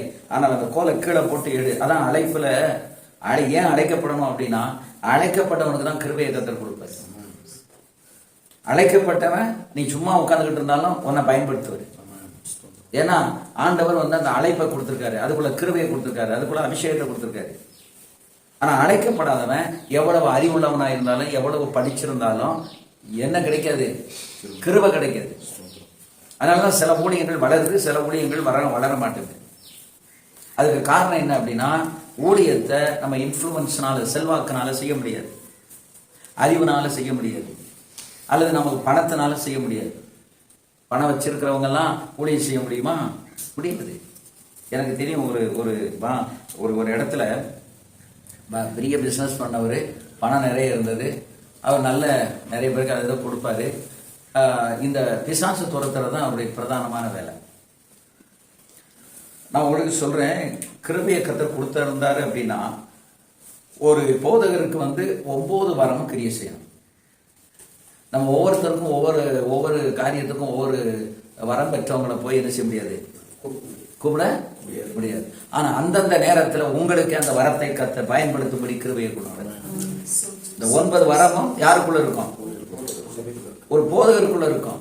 சுவிசேஷகர் அப்படின்னா சுவிசேஷத்தை பேசுவாரு, அவர் வந்து அற்புதங்களை செய்வார், அவர் போயிட்டே இருப்பார். அவங்களுக்கு அரவணைக்க தெரியாது, அவங்க அந்த ஆத்மாவை கடைசி வரைக்கும் கிறிஸ்துக்குள்ள நிலைநிறுத்த தெரியாது. ஆனா உங்களுக்கு அது தெரியும். ஏன்னா நம்ம யாரு? மேய்ப்பர், போதகர். போதிக்கணும், மேய்க்கணும். நம்முடைய போதகம் எப்படி இருக்கணும்? அந்த ஆத்மாவுக்கு வந்து அமர்ந்த தண்ணீரா இருக்கணும், அது புல்லா இருக்கணும். இதெல்லாம் இருந்தா தான் என்ன செய்ய முடியும்? அதை வந்து நம்ம அந்த ஆத்மாக்களை நம்ம வந்து மேய்க்க முடியும். இல்லைன்னா ஆத்மாக்களை மேய்க்க முடியாது. அப்ப இதுக்கு நம்மை நாமே நிறைய தேவ சமூகத்துல உட்கார்ந்து என்ன செய்யணும்? சீர்படுத்தணும். நம்ம ரொம்ப பிஸியா, நான் தான் முன்னாலே உங்களுக்கு சொல்ல, எவ்வளவு நீங்க பிஸியா இருந்தா கூட தினந்தோறும் ஒரு 3 மணி நேரமாவது குறைந்தது எங்க உட்கார்ந்து இருக்கணும்? பைபிளை தூக்கி முன்னால வச்சுக்கிட்டு நீங்க 3 மணி நேரம் தேவ சமூகத்துல உட்காருங்க. அப்பதான் உங்க மைண்டை ஆண்டவர் பக்குவப்படுத்தி உங்களுக்கு பேச வேண்டியதை கத்து தருவார். இல்லைன்னா ஆண்டவர் நமக்கு தர மாட்டார். சப்ஜெக்ட் எடுத்துடலாம், ஆனா நம்ம பிரசங்கிக்கிறதுல யார் இருக்கணும்? ஆவியானவர் இருக்கணும். அந்த வார்த்தையில ஆவியானவர் இருக்கணும். ஏதோ ரொம்ப கடினமான காரியங்கள் ஒப்பறையாது இதெல்லாத்தையும் நம்ம பேசி பிரயோஜனம் கிடையாது. சாதாரணமா பேசினா போதும். ஆனா அந்த வார்த்தை இருதயத்தை தொடரும். உடஞ்சு வந்திருக்கிற விசுவாசிக்கு அது எப்படி இருக்கணும்? ஆறுதலா இருக்கணும்.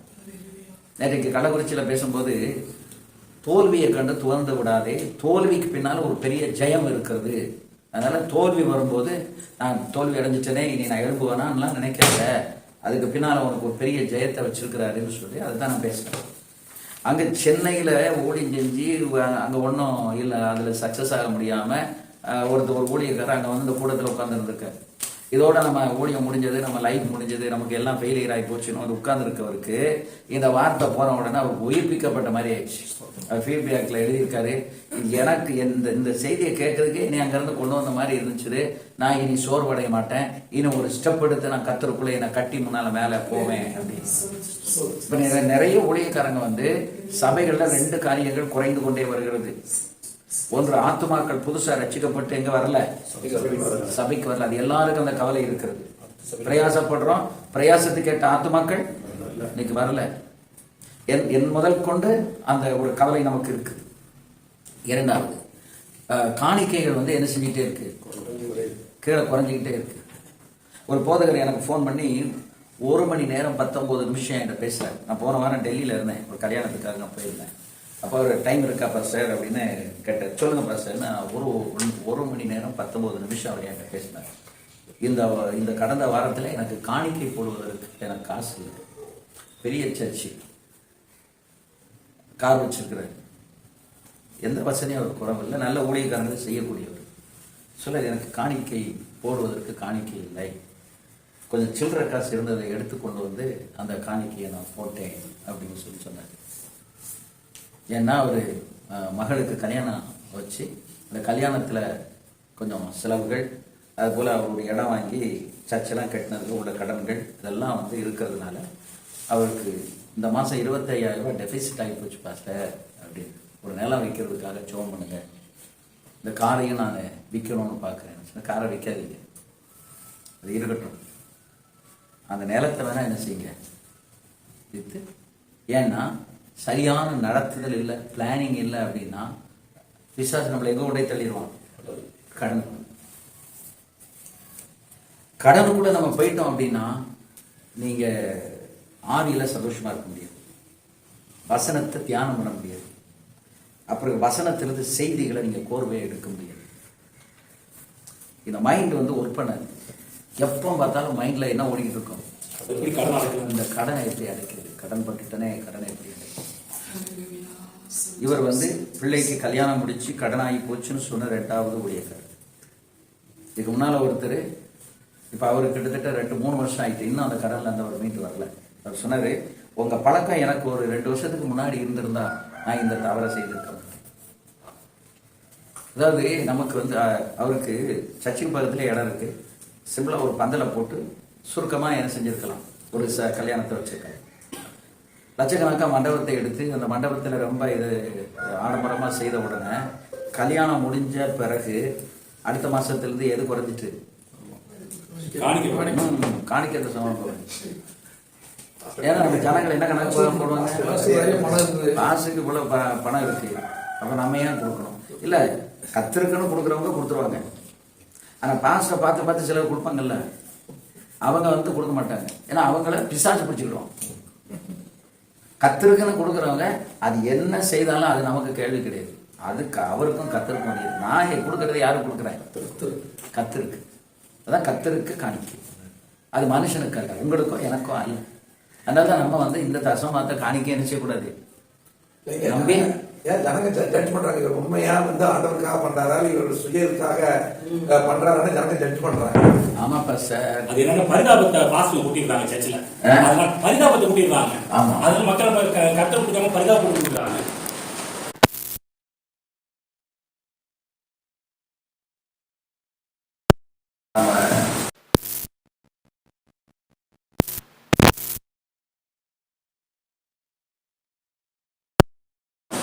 நான் பூனாவில் வந்து சபை நடத்தி கொண்டிருக்கும் போது மிஷினரிகள் வருவாங்க.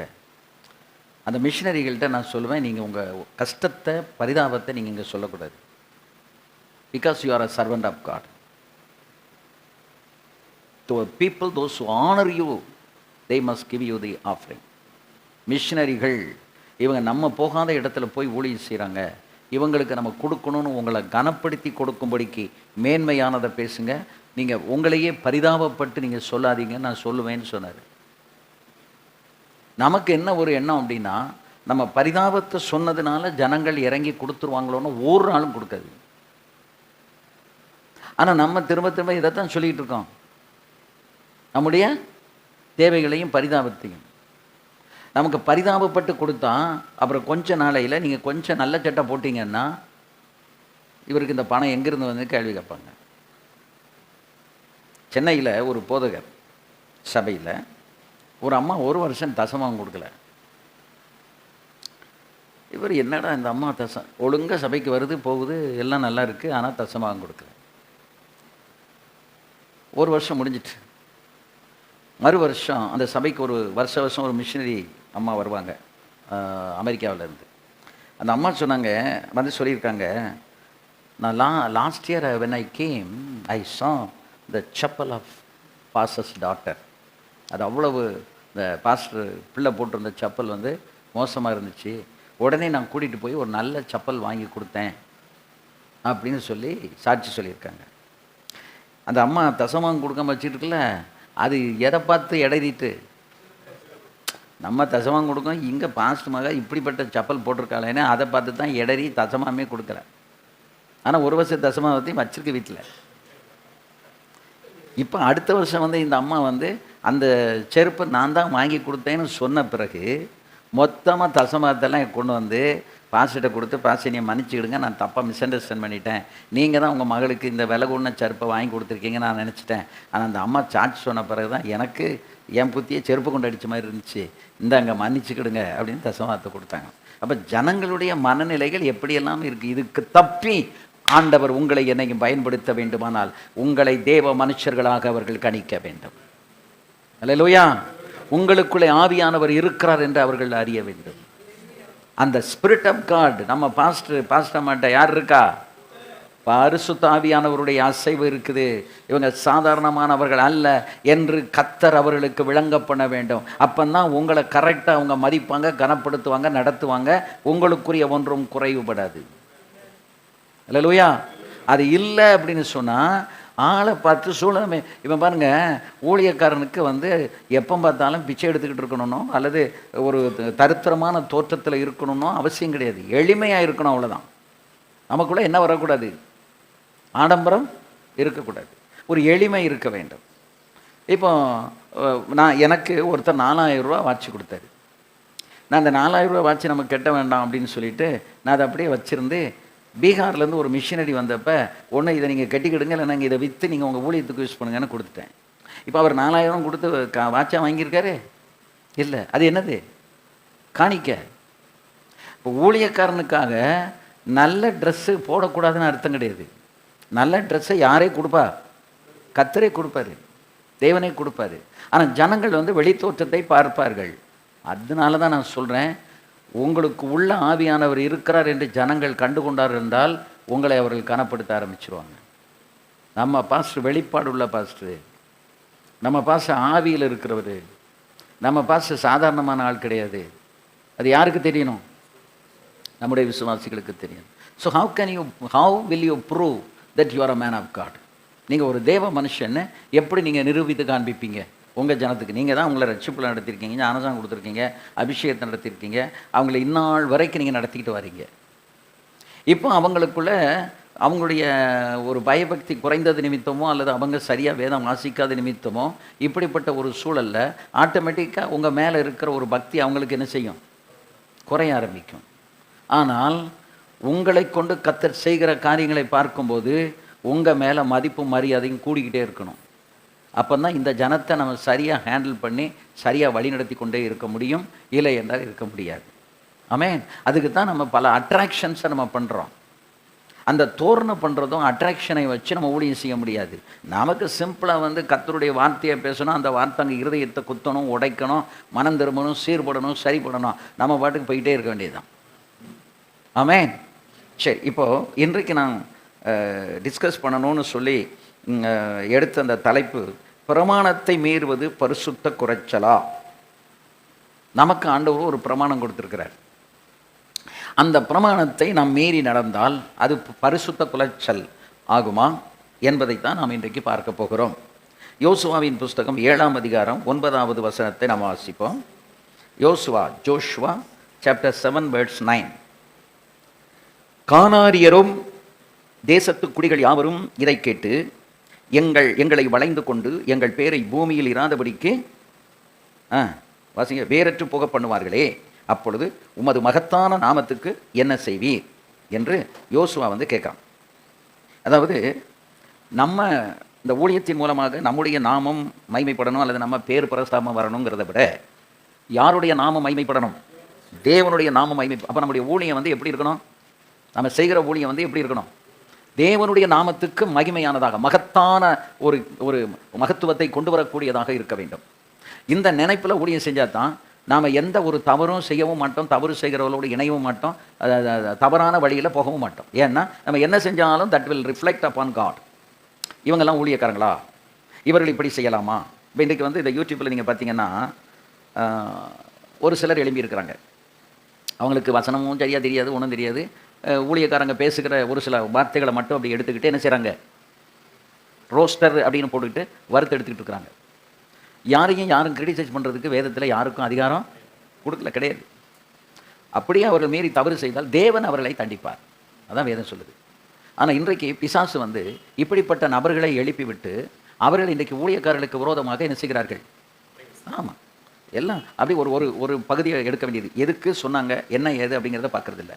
அப்போ அதை எடுத்து அதை வச்சுக்கிட்டு அவங்க வந்து என்ன செய்கிறாங்க? கிரிட்டிசைஸ் பண்ணி பேசிகிட்டே இருக்கிறாங்க. இப்படிப்பட்ட இந்த காலகட்டத்தில் ஆவியானவர் உங்களை கொண்டு பேசினால் ஒழிய நம்முடைய சுய வார்த்தைகளினாலே நாம் சிக்கொண்டு தவிக்க ஆரம்பிச்சிடும். ஆனால் ஆவியானவர் பேசினார் அப்படின்னா ஆவியானவரே எல்லாவற்றையும் பொறுப்பெடுத்துக் கொள்ளுவார். ஆமென்.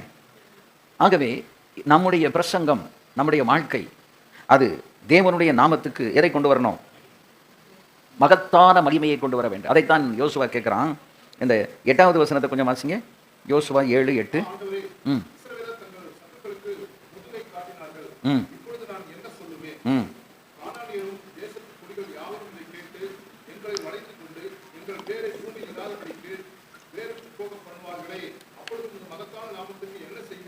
அப்படின்னா என்னன்னா, இன்றைக்கு இந்த ஆயு பட்டணத்தில் நாங்கள் என்ன செஞ்சிட்டோம்? தோற்று போயிட்டோம். இப்போ இதை வந்து அவங்க கேள்விப்பட்டாங்கன்னு சொன்னால், அவங்க எல்லாரும் எங்களை வளைந்து கொண்டால், எங்களை அழிச்சு போட்டால், உங்களுடைய மகத்தான நாமத்தை சொல்கிறதுக்கு ஆள் இல்லை.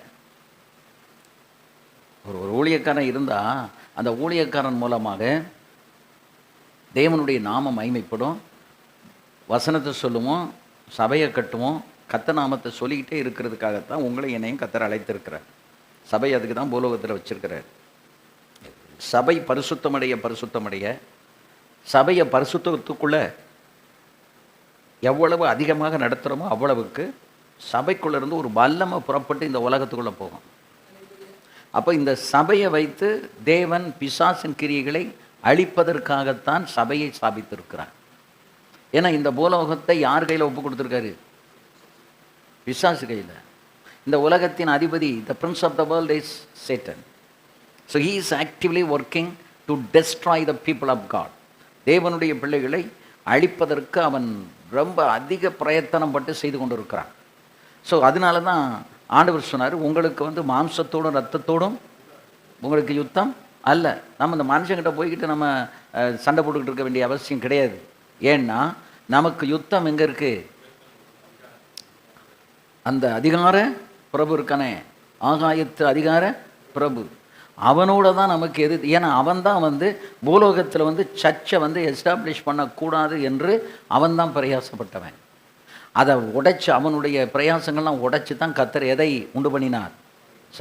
சபையை ஏன் பாதாளத்தின் வாசல்கள் மேற்கொள்ள முடியாதுன்னா, தன்னுடைய சரீரமாகி அந்த சரீரத்தை ரெண்டாக கிழித்து தன் சரீரமாகிய சபையை பூலோகத்தில் உண்டு பண்ணினார்.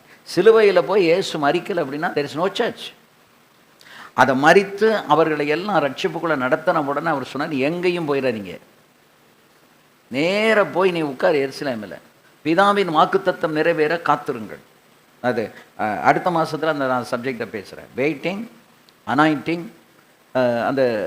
அது மாதிரி ஒரு 3 காரியம் இருக்குது. அதை அவர்களுக்கு செய்ய சொன்னார் ஆதி திருச்சபையில். அது ஆதி திருச்சபையினுடைய பலன் என்ன அப்படிங்கிற டாப்பிக்கில் அது வரும். அப்போ அவர்களை போய் நீங்கள் போய் உட்கார்ந்து முதல்ல பலனை பெற்றுக்கோ. ஏன்னா நீ ஒன்றால் இந்த சபையை கட்ட முடியாது, மனுஷ பலத்தில் சபையை கட்ட முடியாது. ஆவியானவர் உனக்குள்ளே இல்லை. இன்னைக்கு இந்த ஆவியானவரை சபையை விட்டு விளக்கணும், அல்லது சபைக்குள்ளே ஆவியானவரை விட்டுறக்கூடாதுங்கிறதுல பெந்தகோஸ்காரங்களே இன்றைக்கி ரொம்ப தீவிரமாக இருக்காங்க. ஆமாம், பெந்தகோஸ்னு அழைக்கப்பட்டது எதனால் தெரியுமா? இந்த பெண்டிகாஸ்டல் எக்ஸ்பீரியன்ஸை கத்த நமக்கு கொடுத்ததுனால தான் we are பெண்டிகாஸ்டல்ஸ். அப்போ பரிசுத்தாவியானவர் நமக்குள்ளே இருந்தால் வேறு எந்த ஒரு ஆடம்பரமோ எந்த உலக பிரகாரமோ எந்த ஒரு காரியமோ ஆண்டவர் உள்ள நுழைய விட மாட்டார். ஆனால் இன்றைக்கி பரிசுத்தாவியானவரை விட்டுட்டு அந்த பேருக்கு ஆரம்பத்து காலத்தில் பரிசுத்தாவியின் அபிஷேகம் பெற்றோம், அதுக்கு 2 அந்நிய பாஷையை பேசுவோம், அதுக்கு மேலே வராது.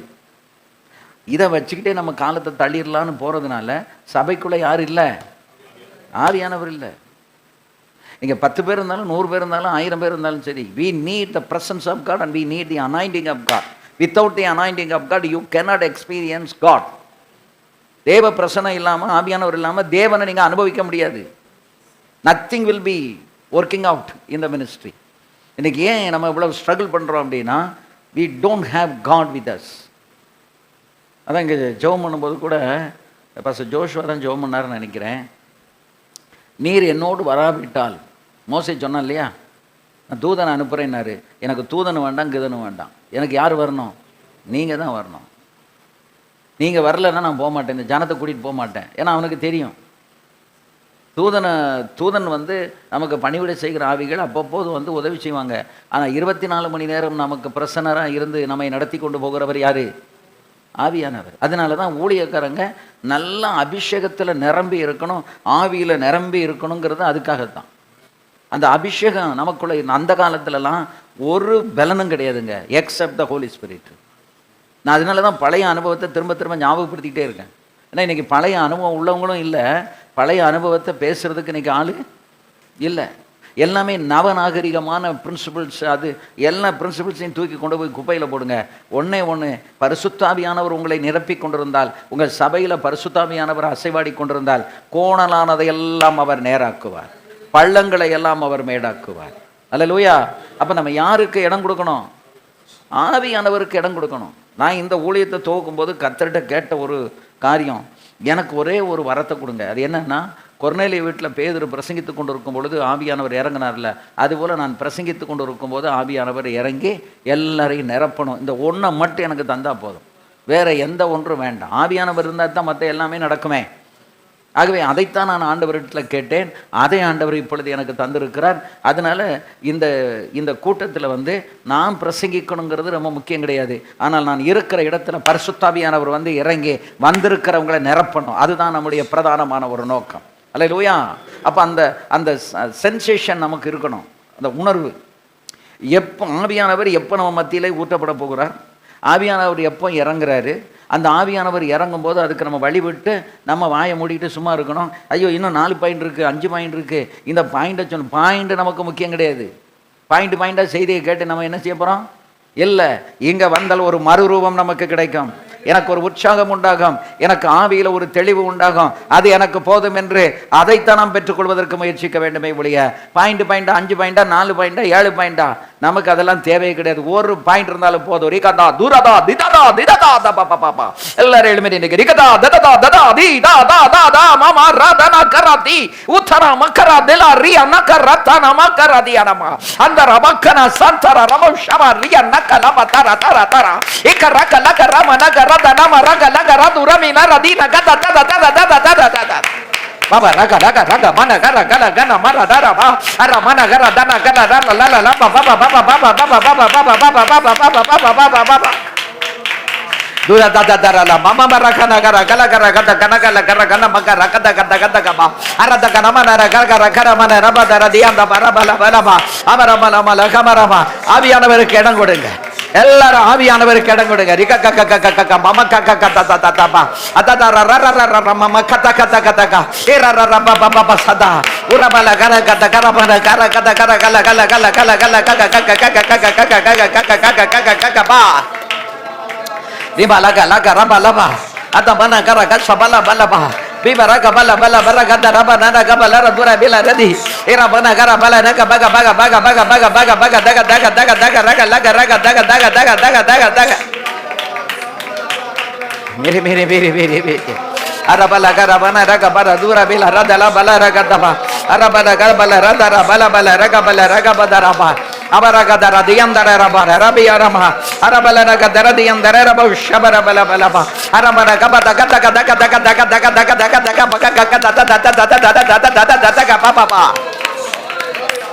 ibarakata kata kalam ana mana arabala gara gada gada gada bana bala gara gala gala bala raga daga daga daga daga daga daga daga daga daga daga daga daga daga daga daga daga raga daga daga mana gara gada gada gada gada gada gada gada papa papa kabara karabala kabara dika kaka kaka mama sala arabala raga da mana rada da dara mana raga laga labala gara gada mana gara gaba gaba gaba rukala kana mana rakamana நல்ல கைதட்டி எல்லாரும் ஆவியில நேரமுங்க. நல்ல கைதட்டி ஆவியில நேரமுங்க. ரப ஷபர பர பர உரபகல நகரபன கத கத கத கத கத கபா அரகல கனகர கலகன கத கத கதமன கரதியா இறைவினியா ரகா லிகரபல கர கத ரபன கர கல ரகன மன கர லபல பல பல பல பல பல பல பா துகமன மன ரப ஷபர பல பல பா அரபல பல பல பல பா துகன மன மன பா ஆண்டவரே எங்களுக்குள் வந்ததுக்காய் ஸ்தோத்திரம், எங்களுக்குள் அசைவாடுகிறதுக்காக தோத்திரம், எங்களை பலப்படுத்துகிறதுக்காக தோத்திரம். திவரகமல் அரக்கரம ஷகுரபிலரதி அரமன கதரரப ஷபரபரபலபல ரபௌடரபிலரி கபரகபா ரீமனகர தரத்வரரப ஷபரபலமரம் ரிகலபல பலரப தரதியம் தரரபௌடரபிலரி கபல கபல ரகபல ரதுலபிலரியம் தரரபௌடரபியா அவரபரபரபல பல ரபௌடரபிலரி கபல பரபல பல பல பல பர பல பர பல பர பல பர பா அரபர பர பல பா ரப ரக பல பல மல மல மல மல மா பிக பர பல மன கபர ரக தர கல கர கத கத கத கத கத கத கத கத கத திம ரக தக தக கத கத பர பர பர பல பல பர கப தர தியம் தர ரபௌடரபிலர பல பல பல பல பல Kata kata kata kemana kala kara kata kata kata kara kala kala kata kata kata kata ada ada ada ada ada ada ada ada apa ini kata kata kata kata maka kata kata dikha canda ratana baraba diraka shaka baba rula bagara nama radina birabala radana rabara kada burabagana rabalana birala la la la la la la la la la la la baba kirakara bakaba urakala karama salamana சத்தத்தை உயர்த்துங்க, உங்களுடைய சத்தம் உயரட்டும். Baba ra la ra kasha baba. Ura ba da da da da da da ba ma ma ma. Era ba ba ba ba ba ba da ra la ba ra ga la ma ra da na ra da ma ka re. Mila ba ra na ga ra kusha bak. Bura la ma ra ta na ma ra ba la ka. Era ta na ma ra la la ba. Re ba la na la ra khanda ka ra da na ra ka la ka ra ka ta ka ra dia. Shikama ra ma la ra la re ba da ba. Ura la la la la la la la la la la ba ba ba ba ba ba da da da da da. Era da da ra la ra la ba ga na ga ra. Eka ga ga ga ga da da da da da ba ba ba. Bukhanama shabarakala nama. ஆவியானவர் எங்கே உண்டு அங்கே விடுதலை உண்டு. ஆவியானவர் இருக்க இடத்துல நான் விடுதலை. தில மரக்கமரமா. ஆவியானவர் இருந்தார்னா விடுதலை. ஆவியானவர் இருக்கிற இடத்துல தான் விடுதலை. அர மன கர தன மல ரத நம ரகல கரம நம. அர பல கர பத ரதியான மக்கர பல. உர பக்க நாம சல ரதி நாம ரக்கல. உர பல ரக தக தக தக தக ரவா. விவரகல பரகல ரக தக பரகல ரமா. அரமனமா நல்ல நல்ல கைகளை தட்டி எல்லாரும் ஆவில நேரமுங்க. ரிகதம ஷபர பல பலபா. அரபல ரகதர பனக ரகல கர தூரமில ரதல பல ரபல பலபா. வீரபரகல பனபல ரகதர மனம ஷபபபபபா. அரபலன கபரதன மல ரதுன மில ரிகன கப சதுரபியனம. அபரகனம ஷகர துனமில ரகமன கப கப கப கப. Lindalaba dere bandare rabo shabara bela bela ba. Aramana mara mala mala bala bala bala bala ba. Teka bara dora bila radu la bila raga baga baga baga baga bada da da da da da da da da da da da da baba baba da da da. Arabada rada rala rala rala rala rala rala le abaraba. Arabala gara kata kaka taka raka taka bana gara kala bara dura bila raba. Aramana gaba raba raba raba raba raba raba raba raba raba raba raba raba raba raba raba raba raga kaka kaka kaka kaka kaka kaka kaka kaka kaka. Baba baba baba. Re baba baba baba. Shaba baba baba. Abaga baga baga baga baga. Leka laka ratana. Leka raka shukaba. Uraba karaka lama rakalaba. Dema rakalama rakadaba. Dema rakalama rakalaba. Arabana gara kala gara bala nagada. Mema rakalama nara gada rara nara rara rara rara rara rara rara rara rara rara baba bara lara lara lara baba baba.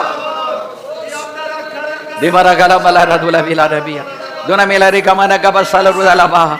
Aramana kabala radi andara rabo shab kaba baba baba. Amen. Kilamana kandala sula bella la la teda la la.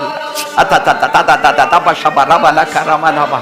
Arakata karakula mara kata kata karamana. Iramana karabala naga bala rada nama raka laka. Amaraga daka daka daka bara kala kala mara bala ru. Biba raga daka bana raga daka raka lama raka bara bara bara bara bara bara bara bara bala ri la la bala bala bala bala bala ba. Arabala bala ratu rabi la la baba raba na bara dara deiri.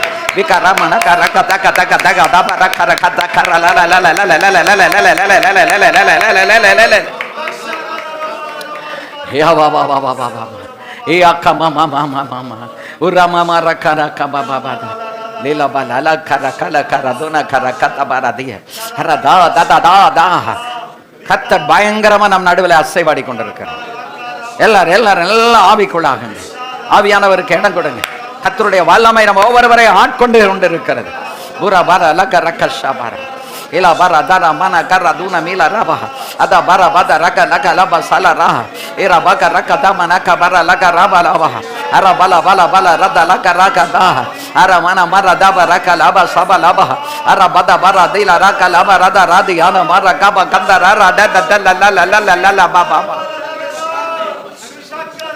देखा मामा मसेरी बिला करा दो नबियारा अरिविला रखंदर रबो शक्कर बला बला बला रमा मेघा बरा तू नबियार रक्कमा शामरा मनमा अंबरा बला रबौरी कमा संदर रबौरिया बिखम रमा शबारिया नमा कंदल रबौरिया आला बला रबौथना नमिया रमा शाबरा बला रबौडा रबिला रिकबला सोला रबि कबला बला बला बा दाम रक्कला मशबरा बला रबिया रबा आ रबला बला बला बा அவங்க சத்தத்தை உயர்த்தி தேவன் தருகிற பாஷையை நல்லா பேசுங்க. தேவன் நமக்கு பயங்கரமான ஒரு அபிஷேகத்தை ஊத்தி கொண்டிருக்கிறார். லா லா லா லா லா ரக லா லா லா பாபா லா லா லா லா லா லா ரக லா ரா மாமா மரக தா தா தா தா தி மரதனா கரதா மனகல கசலா ரதனா மதனா மரதி Buratana raka kaka kaka kaka papa e papa papa tata ratana maradana karala aradana maradina karakala marabada rala ratana karaka lapa bikalari araba ulara dianama shabarabadara diamdaraba arabala bala barashabarabala விக்கபரமஹா. அபிஷேகம் பெற்றவர்களை தவிர இந்த பாஷையை எவ்வளவு பெரிய படிப்பாளியாலையும் பேச முடியாது, எவ்வளவு பெரிய பக்திமானாலையும் பேச முடியாது. அபிஷேகம் பெற்றவர்களுக்கே தேவர் இந்த அனுக்கிரகத்தை கொடுத்திருக்கிறார். இந்த பாழான உலகத்துல எவ்வளவு அந்நிய பாஷையில பேசி கத்திர துதிக்கிறோமோ அவ்வளவுக்கு தேவன் நாமம் மகிமைப்படும். உலமர கந்தரரப ஷிகமரபலரதியான ஓ ரிபில பரபல வரல கனமல ரதினமரதர தியந்தரரபடரபியரப திலர லரபல நக்கரபல நமதர தரபல நகதர தியனமஸ்ஸ திதா தா தா தா தா தா தா தா தா தா தா பா பா பா பா பா பா திதர லரபர தனரதன ரகனர லமரல இரல Rathana Rathana கரதன ரிபிகன Musha baba baba baba. Kiramala rakudala diyam darara bavushabara. Mimbara velarabi amarandara bavushabara balabana. Raja, Raja. Bikana na na na mamara. Ulara lara manakara danara baba baba darala la la la balaba. Bika sadari anakabala diyarama. Dimarakam. தேவனே எங்களோடு தொடர்ந்து பேசுங்க. இயேசுவின் நாமத்தில் பிதாவே, ஆமென் ஆமென். யோசுவா சொன்னது போல, யோசுவா சொன்னா பாருங்க, இவர்கள் எல்லாரும் வளைந்து கொள்ளுவார்கள். அப்போ உங்க மகத்தான நாமத்துக்கு நீர் என்ன செய்வீர் என்று கேட்டார். அப்படின்னா என்ன?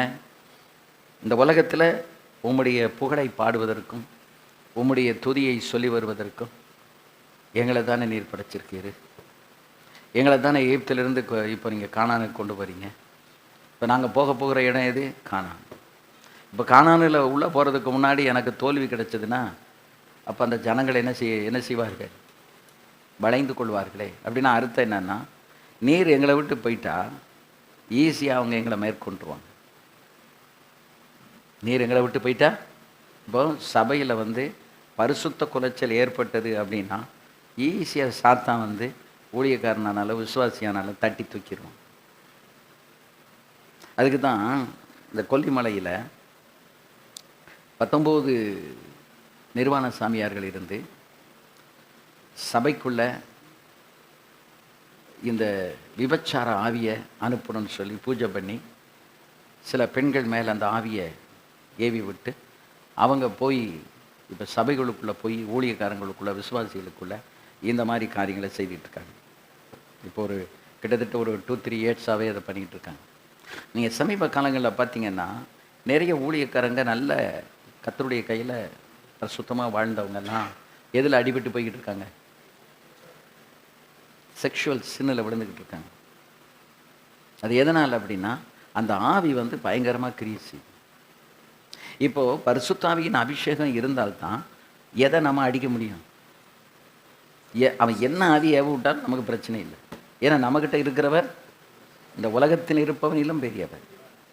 எதுக்காக ஊழியக்காரன் அந்நிய பாஷை பேசணும், ஆவியில் நிரம்பணும், டெய்லி அந்நிய பாஷை பேசி ஆவியில் நிரம்பி ஜெபம் பண்ணிக்கிட்டே இருக்கணும் அப்படின்னு சொன்னால் பரிசுத்தாவியானவர் இருந்தால் தான் பிரசன்னம் இருக்கும்.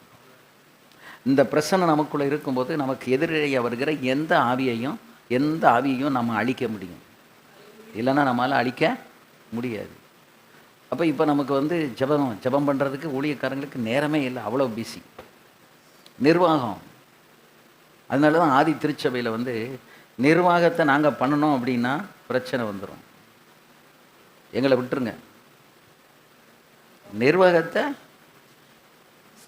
நீங்கள் அந்த அட்மினிஸ்ட்ரேஷனை நீங்கள் பண்ணுங்கள்.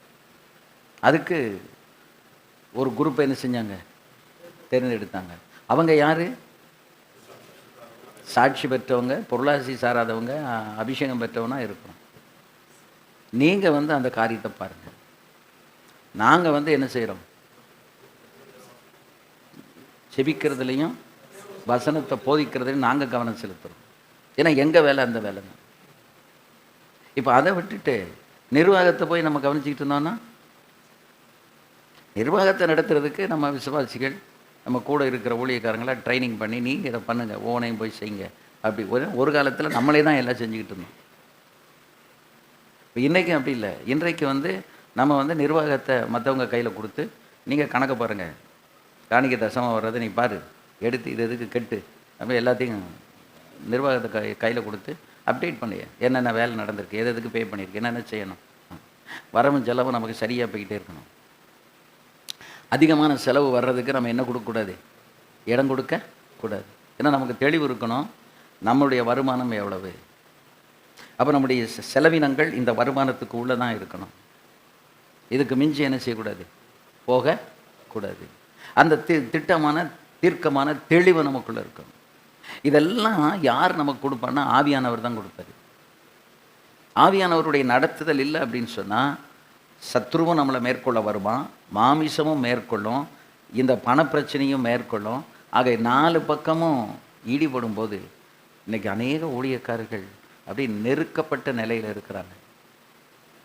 உதவிகளுக்காக கேட்குறாங்க. நமக்கு இருந்தால் தான் என்ன செய்ய முடியும். அதுக்காக நம்ம கடனை வாங்கி செய்ய முடியாது. நமக்கு என்ன கெப்பாசிட்டி கொடுத்துருக்காரோ அந்த கெப்பாசிட்டியில் தான் நம்ம இருக்க முடியுமே ஒழிய இறக்கப்பட்டதெல்லாம் நம்ம செய்தணும்னு நினச்சா நம்மளால் முடியாது. அப்போ இன்றைக்கி நிறைய அவங்க இந்த மாதிரி ஒரு மாரல் லைஃப்பில் மிஸ்லைட் ஆகி போயிடுறாங்க. பணத்தில் நெருக்கப்பட்டு ஜெபம் ஓட மாட்டேங்க, பிரசங்க ஆயத்தம் பண்ண முடியல, தேவ சமூகத்தில் உட்கார்ந்து துதிக்க முடியல. அதுக்கு தான் சொன்னால், கானானியரும் தேசத்துக்குடிகள் யாவரும் இதை கட்டி எங்களை வளைந்து கொண்டு எங்கள் பேரை பூமியில் நாதபடிக்கு வேறற்று போக பண்ணுவார்களே, அப்பொழுது உங்களுடைய மகத்தான நாமத்துக்கு நீர் என்ன செய்வீர்.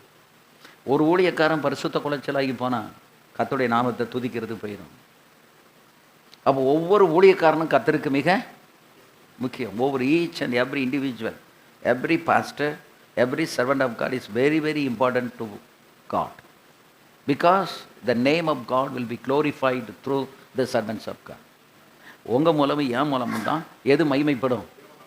நாம் when we do something wrong, நாம் சில தவறான காரியங்களை செய்தால் யாருடைய மகத்தான நாமம் தூஷிக்கப்படும், கர்த்தருடைய நாமம் தூஷிக்கப்படும். அப்போ நம்ம அதை சிந்திக்கணும். நான் ஒரு சின்ன தவறு செய்தாலும் என் தேவனுடைய நாமத்துக்கு அது பயங்கரமான இழுக்கு. I am not suppose to do that. நான் அதை செய்யக்கூடாது. I must be very careful. நம்ம ரொம்ப கவனமாக என்ன செய்யணும், இருக்க வேணும். நம்மளை கவனத்தில் வச்சு நம்மளை கவனமாக கர்த்தர் கொண்டு போகணுன்னா நமக்கு ஆவியானவருடைய நடத்து, அந்த infilling of the Holy Spirit நமக்கு இருக்கணும். அந்த காலத்தில் இருந்த போதகர்கள் எல்லாம் 2 விஷயத்தில் ரொம்ப விவரமாக இருந்தாங்க. ஒன்று வேத வாசிப்பு, 2வது அபிஷேகத்தில் நிரம்புறது. தனியாக உட்காந்து அந்நிய பாஷை பேசிக்கிட்டு தோத்துறோம் நீண்ட நேரம் அவங்க தேவனோடு உறவாடினதுனால யாரும் அவங்க அன்னைக்கு ரொம்ப தருத்திரம், வறுமை, கஷ்டம், பண கஷ்டம் எல்லாம் இருந்துச்சு. ஆனால் அவங்க ஊழியத்தை விடலை. அதை எல்லாத்தையும் அவங்க மேற்கொண்டாங்க. எப்படி மேற்கொண்டாங்க? ஆவியான ஒரு துணை அவங்களுக்கு இருந்துச்சு, வசன தெளிவு இருந்துச்சு. இப்படித்தான் கர்த்தர் நம்மை நடத்துகிறார். இந்த கஷ்ட பாதையில் தான் கர்த்தர் நடத்துகிறார். அப்போஸ்தலனாகிய பவுல் 8 கோடி சொத்துக்களை எல்லாத்தையும் விட்டுட்டு வந்தவரை ஒரு வஸ்திரத்தை நான் கார்ப்புவசமாக விட்டுட்டு வந்துட்டேன், நீ அதை எடுத்துகிட்டு வாங்குறாரு. அது எதை காட்டுதுன்னா, he led a very simple life. ஒரு ரொம்ப எவ்வளவு எளிமையான வாழ்க்கை வாழ முடியுமோ அவ்வளோ ஒரு எளிமையான வாழ்க்கையை பவுல் வாழ்ந்தார். அவங்க எல்லாம் படகு பெரிய மீன் பிடிக்கிறவங்க, பிஸ்னஸ் பீப்புள், அவங்க எல்லாரும் விட்டுட்டு வந்தாங்க, திரும்பி எட்டியே பார்க்கல. they dedicated themselves to follow Christ. அதுக்கு தான் என்னை பின்பற்றி வர விரும்பினா நீ எதை தூக்கிட்டு வா, சிலுவையை தூக்கிட்டு வா, உன் பிஸ்னஸை தூக்கிட்டு வராத. இதில் தேவ சமூகத்தில் நம்ம உட்கார்ந்துட்டோன்னு வைங்களேன், நம்மளை ஆண்டவரை அற்புதமாக நடத்திடுறார், சந்தேகமே கிடையாது. நான் இந்த கூட்டத்தை ஆரம்பிக்கும் போது நான் ஆண்டவர்கிட்ட ஒரு தீர்மானம் எடுத்தேன். ஏன்னா நான் வெளிநாட்டு மிஷினரிகளோடவே பல ஆண்டுகள் இருந்ததுனால இந்த ஊழியர் கூட்டத்தை நடத்தும் போது எல்லாருக்கும் என்ன ஒரு மிஸ் அண்டர்ஸ்டாண்டிங் வரும், வெளிநாட்டு பணத்தை வாங்கி தான் பாஸ்டர் நடத்துகிறாருங்கிற கண்டிப்பாக அந்த இது வரும். அதனால தான் நான் ஒரு தீர்மானம் எடுத்தேன், இதுக்கு நான் இந்த இப்போ வெளிநாட்டிலேருந்து யாருக்கிட்டையும் நான் பணம் வாங்கி நடத்த மாட்டேன். என்னையை நீங்கள் டெய்லி நடத்தணும். ஏன்னா நான் என்னுடைய அனுபவங்களை தான் சொல்ல முடியுமே ஒழிய நான் வெறும் போதனை வந்து செல்லுபடியாகாது. அப்போ என்னுடைய இந்த போதனையில் எனக்கு என்ன வேணும்? அனுபவம் வேணும். எனக்கு போன வாரத்துக்கு முந்தின வாரம் இந்த பணமும் வீட்லேயும் இல்லை, என்கிட்ட பணமும் இல்லை. நான் பாட்டுக்கு விசுவாசத்தில் புறப்பட்டு கிளம்பிட்டேன். கொஞ்சம் தூரம் வந்த பிறகு தான் வந்து இந்த இடங்களுக்கெல்லாம் கொடுக்க வேண்டிய பணத்துக்கு கையில் காசு இல்லையே, வெறும் ஒரு 3000 மட்டும்தானே இருக்குது, டீசல் போடுறதுக்கு இருக்குது, வேறு ஒன்றும் இல்லையேன்னு எனக்கு அதுக்கு பிறகு தான் ஞாபகம் வந்துச்சு. அதுக்கப்புறம் நான் ஃபோன் பண்ணி பாசமாட சொன்னேன், ஏம்மா நான் இந்த மாதிரி ஒன்றும் இல்லாமல் போய்கிட்டு இருக்கேன் அப்படின்னு. உங்களை கர்த்தர் நடத்துவார், நீங்கள் உங்கள் பாட்டுக்கு போங்க. ரைட், உன்னுடைய வார்த்தை எனக்கு பலனாக இருக்குது, கர்த்தருக்கு ஸ்தோத்திரம். போயிட்டேன். எல்லா ஊழியத்தையும் முடித்து நீட்டாக நான் அந்த தஞ்சாவூரில் நான் புதுசாக போயிருக்கேன். அவங்களுக்கு நான் தான் சாப்பாடுக்கெல்லாம் கொடுத்துருக்கேன். அந்த பாஸ்டர் வந்து அதை கொஞ்சம் வெக்கப்பட்டுட்டு ஒரு காணிக்கை எடுத்து பாஸ்டர் கொடுக்கணும்னு சொல்லிட்டு ஒரு காணிக்கை எடுத்து கொடுத்தாரு. அது அங்கே ஒரு பாஸ்டர் எனக்கு தெரிஞ்சவர் ஆக்சிடெண்ட் ஆகிட்டு, இங்கே கிடைச்ச காணிக்கை அப்படி கொண்டு போய் அங்கே கொடுத்துட்டு என் பாட்டுக்கு வந்துட்டேன். ஆனாலும் என்னை ஒரு இடத்துல வெக்கப்படுத்தலை. திருப்பி வர்றதுக்கு ஒரு 2 பேர் வந்து எனக்கு டீசலுக்கு காசு தந்தாங்க, வாங்கி போட்டுட்டு வீடு போய் சேர்ந்துட்டேன். இது எதுக்கு நான் சொல்கிறேன்னா, நம்ம வாழ்க்கை என்ன வாழ்க்கை? விசுவாச வாழ்க்கை. இந்த விசுவாசத்தை நீங்கள் அபியாசப்படுத்திக்கிட்டே இருந்தால் தான் அந்த விசுவாசம் உங்களை விட்டு மறையாது. நம்ம தோரணையை பார்த்த உடனே, காரில் வந்து நம்ம பேக்கு இதெல்லாத்தையும் பார்த்த உடனே இவங்கக்கிட்ட என்ன இருக்கும்? ஆமாம், பேப்பர் எல்லாம் பணம் இருக்கும்னு நினைப்பாங்க. இல்லை, நம்மக்கிட்ட கர்த்தர் இருக்கிறார். தேவைக்கு அவர் என்ன செய்வார் சொல்லுங்கள்? அவர் தருகிறார், தந்து கொண்டு இருக்கிறார். இன்னைக்கு தந்தா தான் நாளைக்கு பேச முடியும், இல்லைன்னா பேச முடியாது. அப்போ நம்முடைய ஃபீட்பேக்கை எல்லாம் எழுதுங்க. உங்களுக்கு நீங்கள் ஒன்றும் எழுதலைனாலும் பாஸ்டர், நீங்கள் ஒன்றும் எழுதினாலும் உங்கள் பேரையும் உங்கள் நம்பரையும் மட்டும் எழுதுங்க. பேனா இல்லைன்னா பேனா கொடு.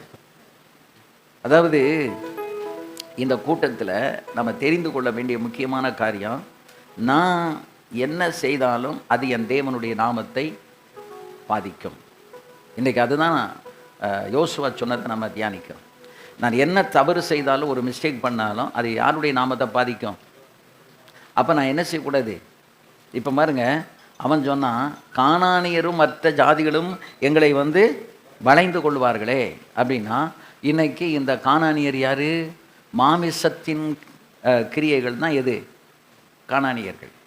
அப்போ இந்த மாமிசத்தின் காரியங்கள் வந்து நம்மை வளைந்து கொண்டால், ஒரு பக்கம் பரிசுத்த குலைச்சல், இன்னொரு பக்கம் வந்து கடன் பிரச்சனை, இன்னொரு பக்கம் வந்து வியாதி பிரச்சனை. இன்றைக்கி பாஸ்டர்ஸ் வந்து தன்னுடைய சரீரத்தையே தான் பேணுவதற்கு இன்றைக்கு அவர்களுக்கு தெரியலை. நம்ம கண்டதை கழிதை சாப்பிட்டுக்கிட்டு இருக்கோம், வயிற்றுக்குள்ளே ஃபுல்லாக கழிவு இருக்கும், இரத்த குழாயில் ஃபுல்லாக அடைப்பு இருக்கும். அப்போ இதை ஆட்டோமேட்டிக்காக ஆஸ்பத்திரியில் போய் இப்போ ஸ்டெண்டு வைக்காமலே எப்படி கிளியர் பண்ணுறதுங்கிறத நான் உங்களுக்கு பல தடவை சொல்லியிருக்கேன். இஞ்சி சாறு, எலுமிச்சஞ்சாறு, வெள்ளைப்பூடு, ஆப்பிள் சிடார், வினிகர், தேன், இதை வைத்து ஒரு கொலாஸ்ட்ரல் ஜூஸ் உண்டு பண்ணி டெய்லி நீங்கள் கையில் ஒரு ஸ்பூன் விட்டு காலை எழுந்த உடனே ஒரு டம்ளர் தனியாக குடிங்க, கையில் விடுங்க, கொஞ்சம் கொஞ்சமாக அங்கே எச்சிலோடு கலந்து அதை குடித்து கொண்டே வாருங்கள். உங்கள் சரீரத்தில் இருக்கிறதான அந்த இரத்த குழாய்கள் இருக்கிற அடைப்புகளை என்ன செஞ்சிடும்? போயிடும். ஒரு பாஸ்டர் இதுவரை கேட்கல. அந்த மிக்சர் வந்து ஐயாவுடைய சர்ச்சில் ஒரு அம்மா செஞ்சு கொடுக்குறாங்க, நீங்கள் அப்படியே வாங்கிடலாம். இல்லைன்னா நீங்கள் இந்த மாதிரி உங்களுக்கு செய்ய முடியலை, அதனால தான் நான் சாப்பிட முடியலைன்னா நீங்கள் சொல்லுங்கள். அதுக்கு அவங்கள செய்ய வச்சு அதுக்குள்ளே பணத்தை பே பண்ணி அவங்க உங்களுக்கு வீட்டுக்கே அனுப்பிடுவாங்க. இஞ்சி சாறு, எலுமிச்சஞ்சாறு, பூண்டு, வெள்ளைப்பூடு, ஆப்பிள் சிடார் வினிகர். அந்த வினிகர் அமேசானில் பிராக்னு ஒரு கம்பெனி, BRAAG, பிராக், எலுமிச்சை, அது இவ்வளோத்தையும் போட்டு நீங்கள் இஞ்சி சாறு எடுக்கணும். ஒரு 1/2 கிலோ 3/4 கிலோ வாங்கி மிக்சியில் வச்சு தண்ணி அதிகம் சேர்க்காமல் இஞ்சி சாறை எடுக்கணும். அதுக்கப்புறம் என்ன செய்யணும்? இந்த வெள்ளைப்பூடை உரிச்சி எல்லாமே சம அளவு. அதுக்கு அடுத்து எலுமிச்சஞ்சாறு ஒரு 30 பழத்தை வாங்க, நல்ல பெரிய திரட்சியான பழம் ஒரு 30 பழத்தை வாங்க. அந்த பழத்தை அதில் பிழிஞ்சி சாறு எடுங்க. இப்போ 200 பிடிக்கிற டம்ளர் அல்லது 250 டம்ளர்னால் எல்லாமே அதே அளவு. இதை போட்டு நல்லா காய்ச்சி ஆறுனதுக்கு பிறகு இந்த ஆப்பிள் சினார் வினிகரையும் முன்னால் ஊற்றினாலும் ஊற்றலாம். அதுக்கப்புறம் இதெல்லாம் காய்ச்சிட்டு ஆப்பிள் சினார் வினிகரை ஊற்றி நல்லா கிண்டி நல்லா குளிர்ந்த பிறகு அதே அளவுக்கு சுத்தமான தேன் இதை நீங்கள் வந்து நல்லா கலக்கி பாட்டிலில் போட்டு வச்சுட்டு டெய்லி ஒரு ஸ்பூன் குடிச்சிக்கிட்டே வந்தீங்கன்னா எந்த பிளாக் இருந்தால், ஏன்னா நமக்கு பிளாக் இருக்கா இல்லையான்னு நமக்கு தெரியாது. காரு 10,000 கிலோமீட்டருக்கு ஒரு தடவை சர்வீஸ் பண்ணால் நடு ரோட்டில் நிற்காது. அதுக்கு தான் அவன் அந்த 10,000 கிலோமீட்டர் கொடுத்துருக்கான். இப்போ என் வண்டி 2,70,000 கிலோமீட்டர் தாண்டி போயிட்டு இருக்கு. அப்படி தானே? 270 75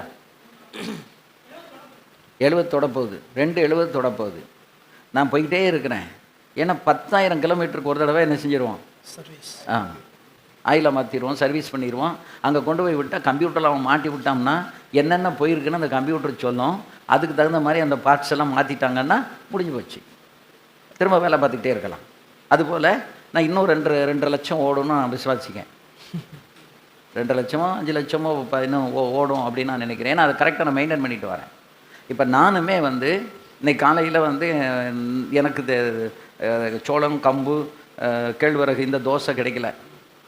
நைட்டுக்கு ரிசப்ஷன் முடிச்சுட்டு ஹோட்டலில் தங்கிட்டு வரேன். காலையில் வர்ற வழியிலேயே ஒரு ஜம்பு கூழை குடிச்சிட்டு நேரங்க வந்துட்டேன். நம்ம சரீரத்தை நம்ம தான் பார்க்கணும், நம்ம மனைவி கூட பார்க்க மாட்டாங்க. அப்போ நம்ம சரீரத்தை நம்ம பார்க்கல அப்படின்னா வம்பா போயிடும். இப்போ நமக்கு ஏதாவது ஒரு டேஞ்சர்னால் நம்ம யோசிச்சு சொன்ன மாதிரி ஆண்டவரே நான் இப்படி போயிட்டோம்னா உங்களுடைய மகத்தான நாமத்துக்கு நீர் என்ன செய்வீர். அப்போ நம்ம கொடுக்குற காலம் வரைக்கும் என்ன செய்யணும், எவ்வளவு காலம் கத்தை நமக்கு கொடுத்துருக்காரோ அவ்வளவு காலம் உருப்படியாக இருந்தால் அவர் நாமத்தை மகிமைப்படுத்தணும். நான் சரியில்லைன்னா ஆண்டவருடைய நாமத்துக்கு தூஷணம் ஆயிருமே அப்படிங்கிற பயம் நமக்கு கூட இருந்தால் சொல்லுங்கள். என்ன பஸ்ஸு நான் உங்களை மாதிரி ஊழியக்காரன் தானே. எனக்கு கண்ட்ரோல் எப்படி வந்துச்சு தெரியுமா? கண்ட்ரோல்னு இல்லை, நான் முன்னாலே கண்ட்ரோல் தான். 40 நாள் இனி ஆண்டவர் படுக்கையில் போட்டு ஒரு தடவை கெடுத்துட்டார். அதே மாதிரி கிட்டத்தட்ட ஒரு 4 மாதம் செயல்பட முடியாமல் படுக்கையில் கிடந்தேன். கெஞ்சின ஆண்டவர்கிட்ட என்னை எழுப்புங்க, நான் காலில் வீலை கட்டிக்கிட்டு ஓடுறவன், என்னை இப்படி படுக்க போட்டிருக்கீங்களேன்னு கண்ணீர் விட்டு கதறினேன். கத்த சொன்னார், நீ எனக்கு வேணும், நான் உன்னை இப்போ எழுப்ப மாட்டேன். இப்போ நான் வந்து ரெஸ்ட் கொடுத்துருக்கேன். நீ ஒழுங்காக வாரம் ரெஸ்ட் எடுத்திருந்தா இந்த ரெஸ்ட் உனக்கு தேவையில்லை. இப்போ மொத்தமாக நீ எடு அப்படின்னு சொல்லி 4 மாதம் கழிச்சு டாக்டர்கிட்ட போய் கேட்டால் அவர் சொல்கிறாரு, ஃபஸ்ட் உங்களுக்கு வியாதி கிடையாது, ஆனால் ஒரு உறுப்பும் இயங்க மாட்டேங்க, எவ்ரி திங் இஸ் எக்ஸாஸ்டட்.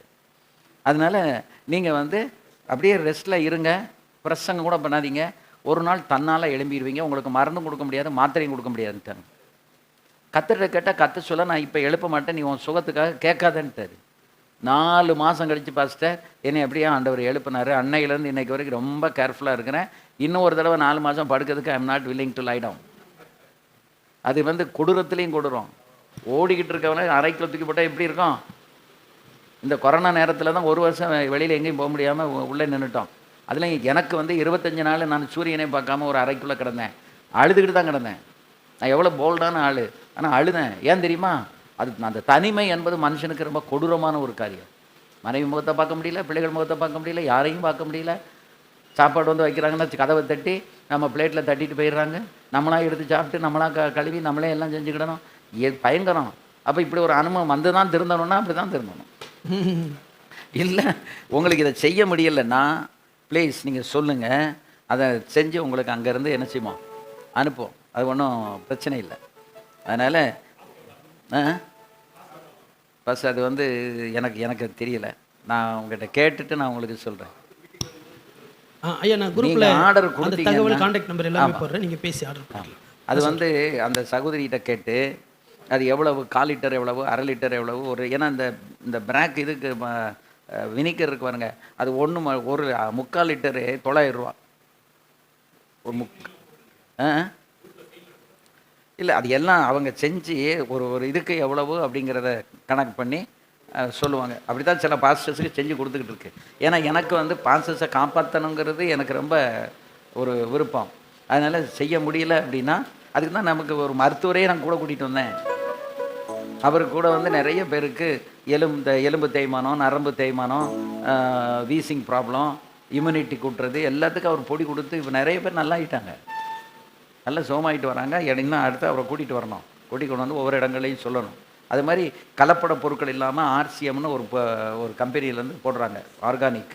அந்த ஆர்சிஎம் நூடுலு ரைஸ் பிராண்டு ஆயிலு இந்த இது கோதுமை இதெல்லாமே வந்து எந்த பாதிப்பும் இல்லாத பொருட்கள். அதையும் நீங்கள் வேணும்னா அதையும் சொன்னாலும் கூட அதை உங்களுக்கு அனுப்பி வைக்கலாம். இல்லை நான் வரும்போது நான் அவங்ககிட்ட வாங்கிட்டு வரலாம். அது என்னங்கிறது அந்த லிஸ்ட்டை வேணால் அந்த குரூப்பில் பாஸ்டருக்கு சொல்கிறேன், அவர் போடட்டும். கோதுமை மாவு இருக்குது, அதுக்கடுத்து இந்த இது இருக்குது, நூடுல்ஸ் இருக்குது, ஆயில் இருக்குது, இப்படி நிறைய இருக்குது.